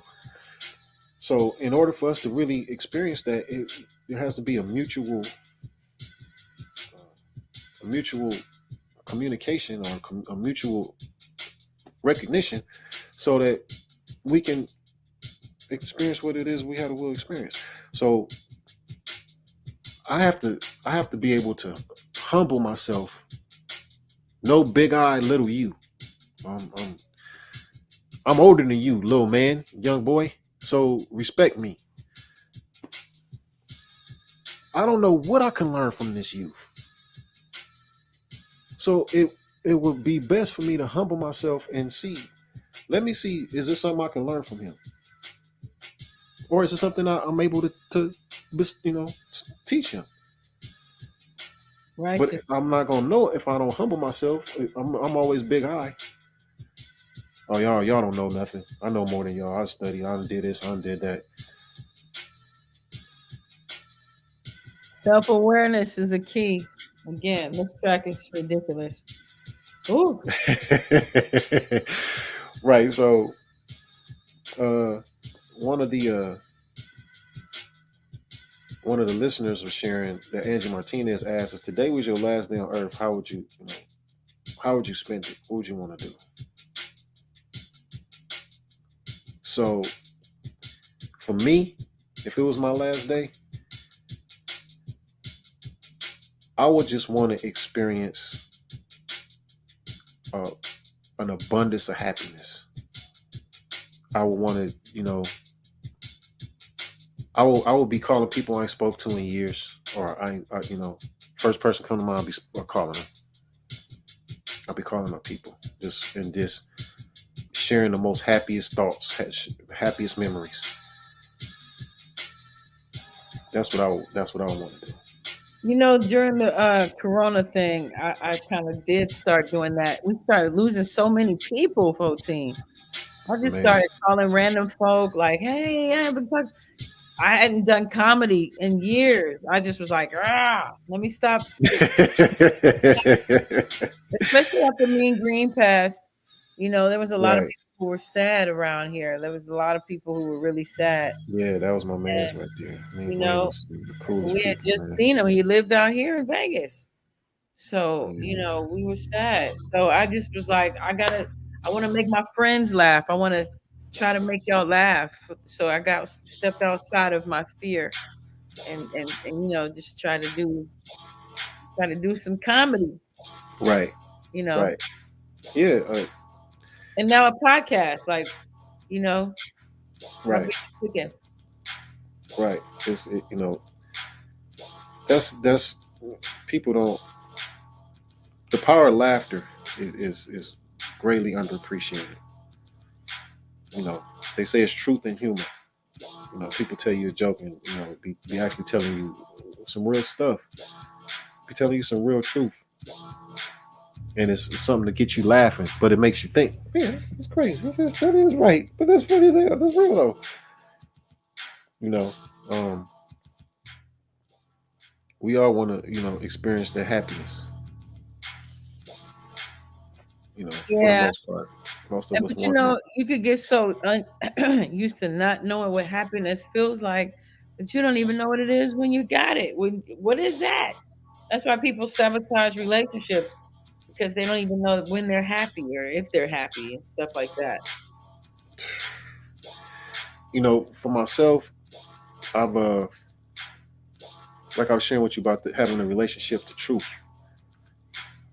and what I've been taught and what I've accepted and my understanding about truth is shared that truth is a universal independent that needs no partner. Truth stands on its own. Truth just is. It don't care what I think, how I feel, or what I believe. Don't have nothing to do with me. Truth is independent. It don't need me. However, when I understand to develop how to develop a relationship with it,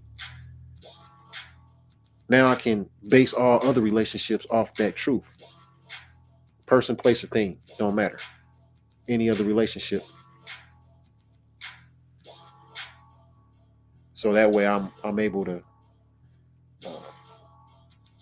experience life from a whole different perspective. Because I'm not looking to try to put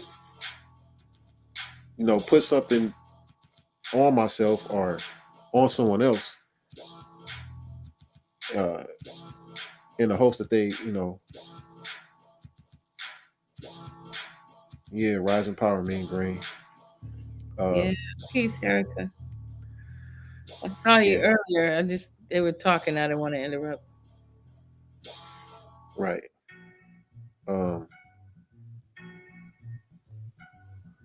So we've been well, I'll share it this way. I've been extremely fortunate to experience life in a whole different it's a whole different light not being in LA. Traveling in the places I've been, you would think I'll be like a fish out of water. However, I met so many people. I've done so much just interactions and conversations, and it was all growth for me.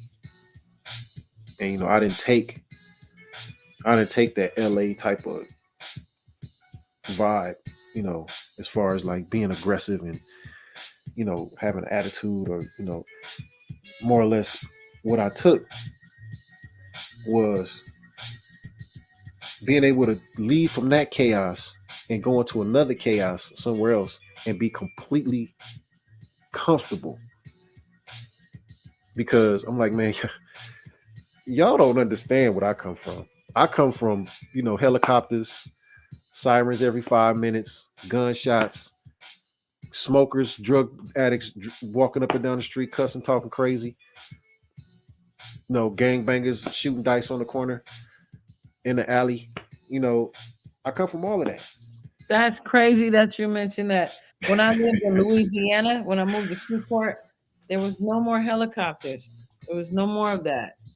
And now I live in Vegas. I don't have that. But it used to make my nerves shake. Like it was terrible. Look, terrorism for real. We lived under terrorism for real. It took me 2 weeks being in Maryland before it slapped me upside the head. Like, do you hear that? I don't hear nothing. Ain't no helicopters, ain't no sirens, ain't no people screaming, talking crazy, cussing. I'm experiencing peace. Like, it was like, it just hit me all at once. Like, wow. I'm experiencing like some real peace right now. And I had to adjust to it, but I adapted pretty quick. However, don't get it twisted. It ain't like it softened me in a way where my head wasn't on a swivel.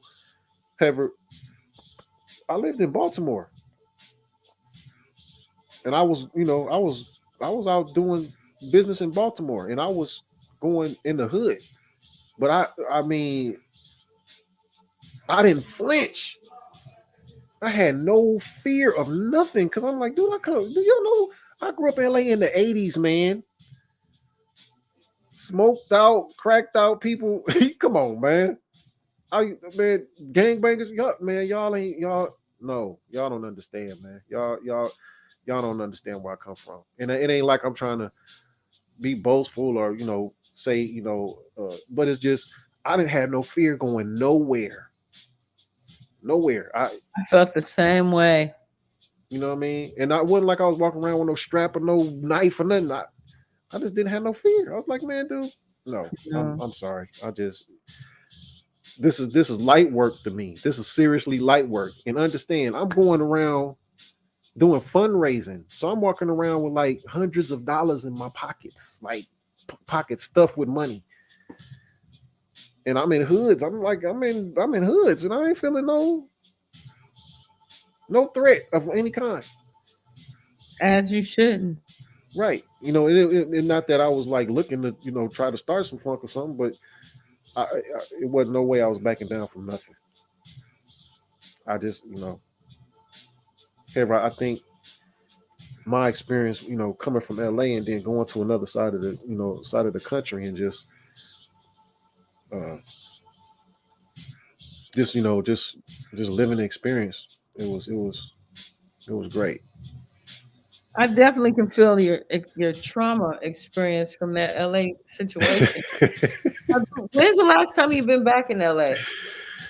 2016. After I left, I have not been back. The furthest west I've been, like I shared, I was in Vegas in 2020, like early 2000. No. Was it 2019? No, 2020, because my mom's Earth Day was January 11th.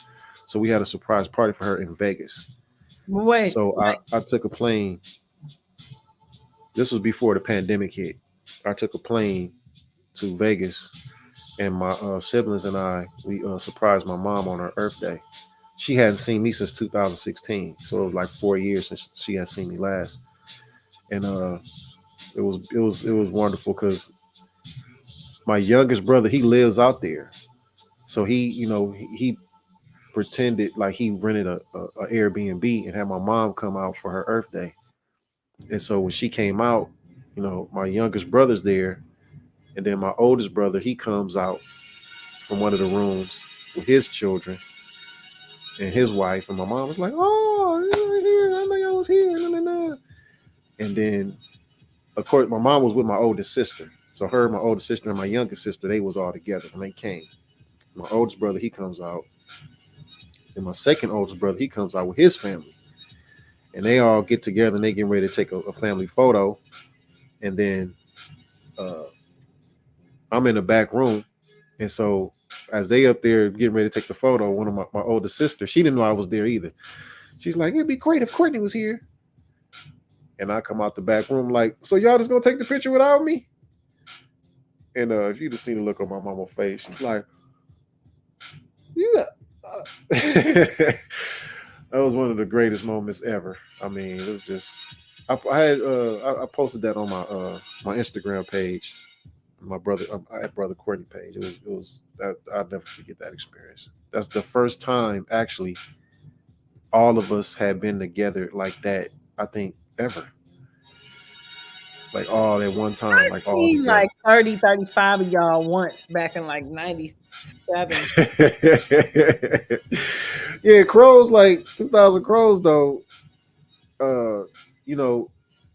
We probably had a good, I would say 25 actual members. And then, we had other brothers who was like extended family Affiliate. who just affiliated with us, and just they would hang out with us. They'd be part of other crews, but we had so much camaraderie and just love for one another, just respect, that brothers just gravitated. We was the only ones with a handshake. We have a handshake. Our crew our crew got meaning. You had a noise too. I remember. No, we the 2,000 Crows. It's amazing to see all these good-looking, talented brothers just like. To be fair, it is 3 hours. We're going on the 4th hour, bro. Oh wow!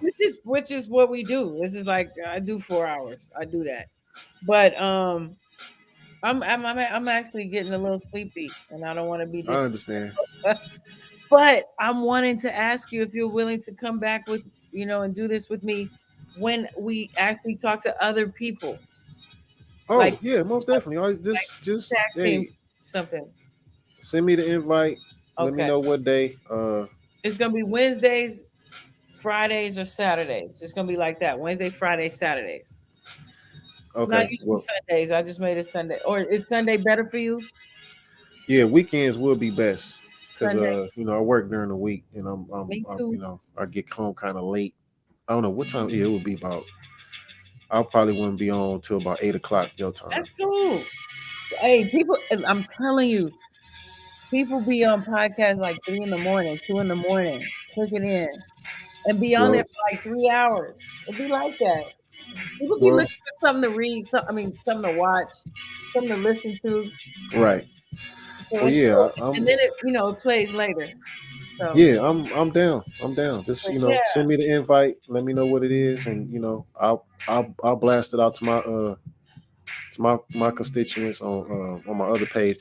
I'm still building up the 14 KTG page right now because oh, like I like I shared, I had took a hiatus, so I haven't really been putting anything up. But I've been doing man, music, so um too lately.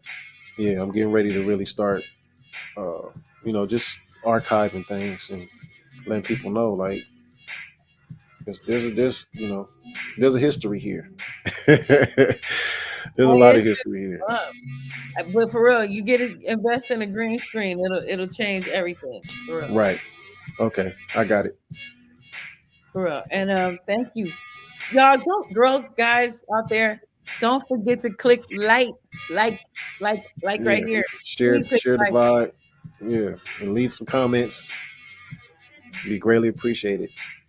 You know, we giving the positive energy. We pushing the awesomeness out there. So y'all should just, we got the tracks banging in the background. We ain't just up here.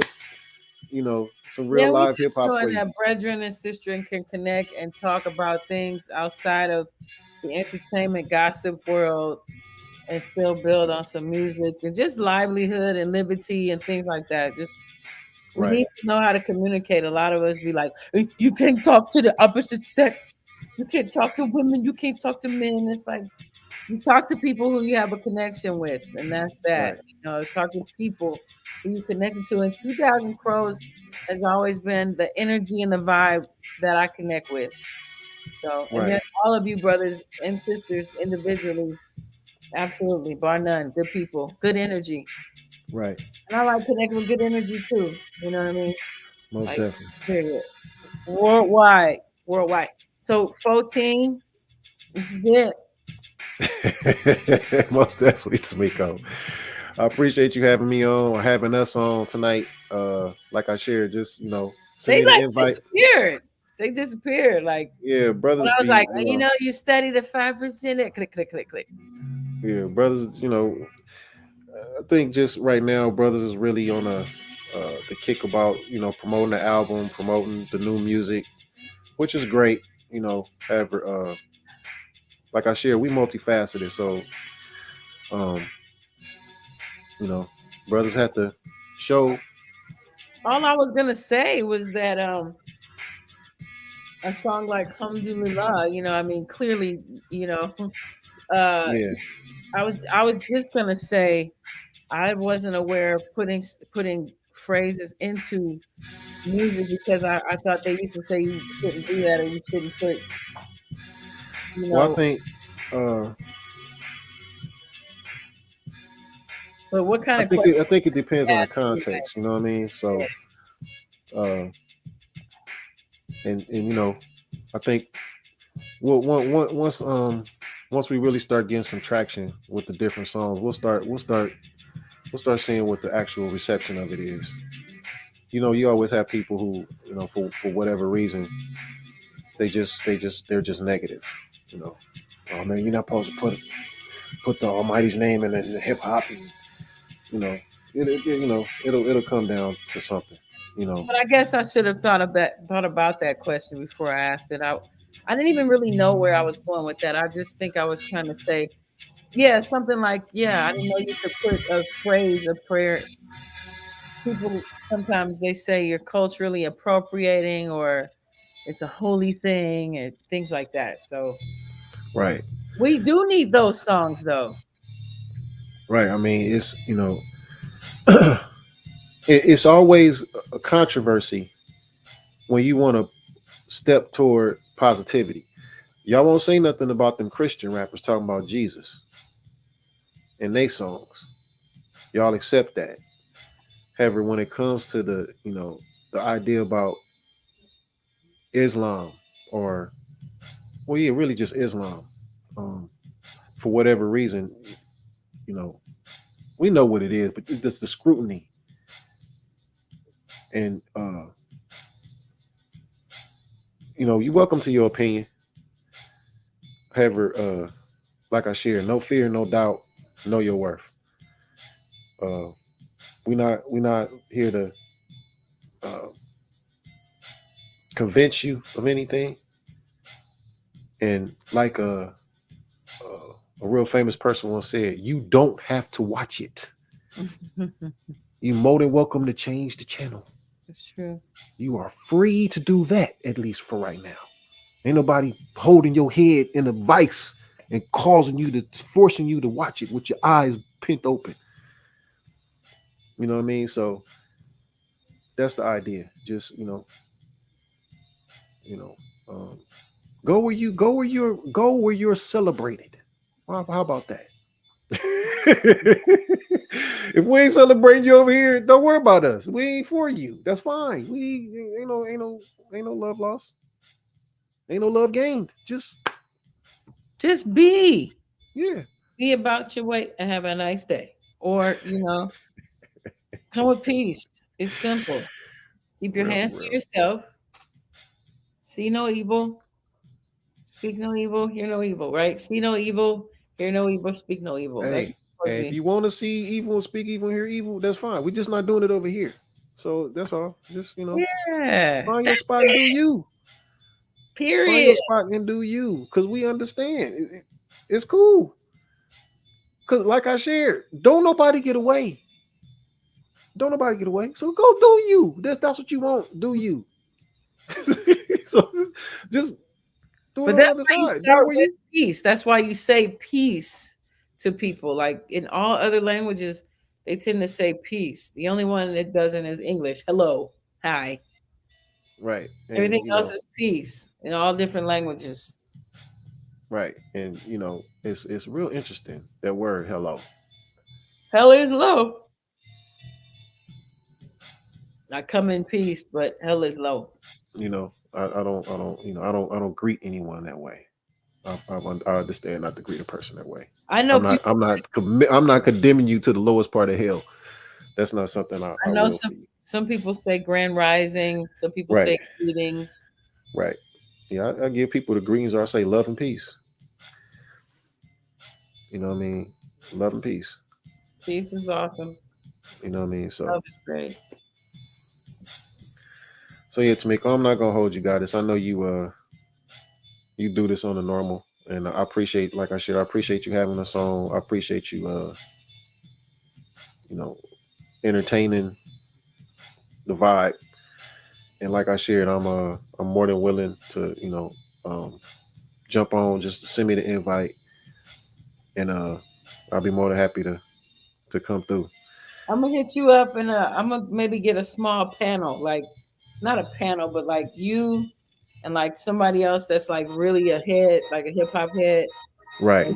And then we have other people come and talk, and it's gonna be cool. Okay, I'm with it. Y'all gonna eat chips and or snacks or something. It's okay, you like mukbanging. I see you. You just. I like to eat, bro. I like to eat. So I ate dinner and then I got to eat munchies. Yeah, I got to get the munchies and stuff. But thank you again. I'm telling you, people be watching. People be clicking in. They dip in, they dip out, they leave a comment, they go, they come back. So are you is this live right now, or is it going to be posted later? Oh yeah, it's live right now. People are there's people clicking in right now. What's up, y'all? For sure. And then what'll happen is it'll save, and then and then I'm just gonna share it, or you can feel free to share it too. Y'all share it, please. Please share it. Click like. And that's it. And that's it. I've been figuring out this sleep thing. I told you, it doesn't seem to matter. I keep waking up at like 3:30 every morning. So it's catching up with me. I understand. Maybe I can actually get a full sleep tonight. Yeah, don't overdo it. Make sure you get the proper amount of rest. I would recommend an Epsom salt bath. Soak My for about son said 20 that. minutes. It pulls negative off you. However, don't sit in there more than 20 minutes because it'll drain you to the point of you. I'm sharing with you from experience. I accidentally fell asleep in there because I was so. And then when I tried to get out, I was so lightheaded I couldn't barely stand up. I couldn't stand up. I had to sit there for like 20, 30 minutes. Then I had to lay on the floor to let my body acclimate itself because I was just so tired. No, it was just that Epsom salt. It just pulls negative off of you. Wow. And so you don't want to overdo it because it'll keep pulling and it'll just pull the energy out your body. And that's what I felt. I tried to stand up. I was like, whoa. I had to sit down and I was just spinning. Every time I couldn't even sit up. I had to kind of like just sit leaning over like so. Because my head was just, I was really spinning. Then when I finally was able to get out the tub, I had to lay on the floor and let my body just reacclimate. Because it almost felt like I was experiencing vertigo or something. It was just really, I sat in there too long. So no more than 20 minutes. It gets you almost as hot as you can almost stand it. Get in there, soak, let the negative get pulled off of you. And I promise you, it's a great, it's a great revitalizer. It revitalizes you. Thank you. I think I will try that and definitely get some rest. Let's get off now. The beats are like, I don't want to hang up, but I don't want to. I don't want to be rude. I don't want to hang up. We're on. It's Twitch. all good. Do you ever do Twitch DJing? I have not. It's many ideas I need to branch off into. I think you started the ball rolling, so woo. I'm Sorry. looking forward to it. So but have you checked Twitch out though? Like, just check out the. I have not. I'm kind of behind on a lot of things. But since you mentioned it, I'm gonna start putting Check it out. energy into it. A lot of folks is into, especially the DJ music aspect.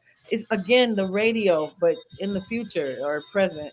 It's like Right. DJs just up in there spinning, and people just play that and just like bump it, and you just have it on your TV or on your phone, and you just be vibing. Right. You could catch it. Like SoundCloud is also great, but I'm just saying, like, if you want some live DJ type Right. of experience, Twitch is just check it out. Just check it out. And I am not on Patreon. I know everybody talks about Patreon too. I'm not on everything yet either. Nobody's paying me, okay? So I get to it when I get to it. You know what I mean? Right. I'll get to it. Now I'm like reconnecting with very creative or high level thinking type people. It's very cool to bounce ideas and energy. Accountability partners is what they call it.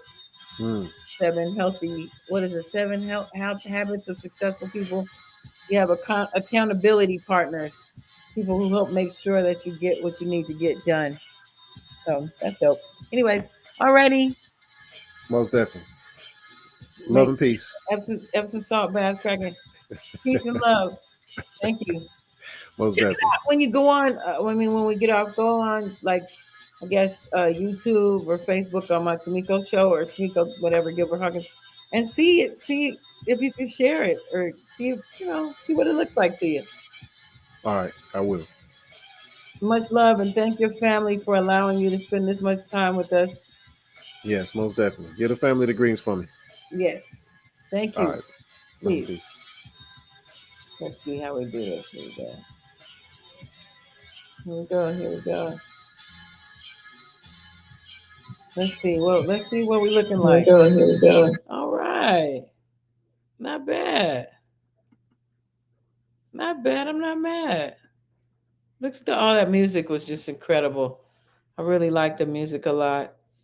Thank you all for joining us tonight on this podcast, man. I hope you guys really enjoyed yourself. It's good just getting to know other people, other characters, other great energies, other creative energies. And hopefully you'll tune in again at some other point. All right. Thank you. Peace and love.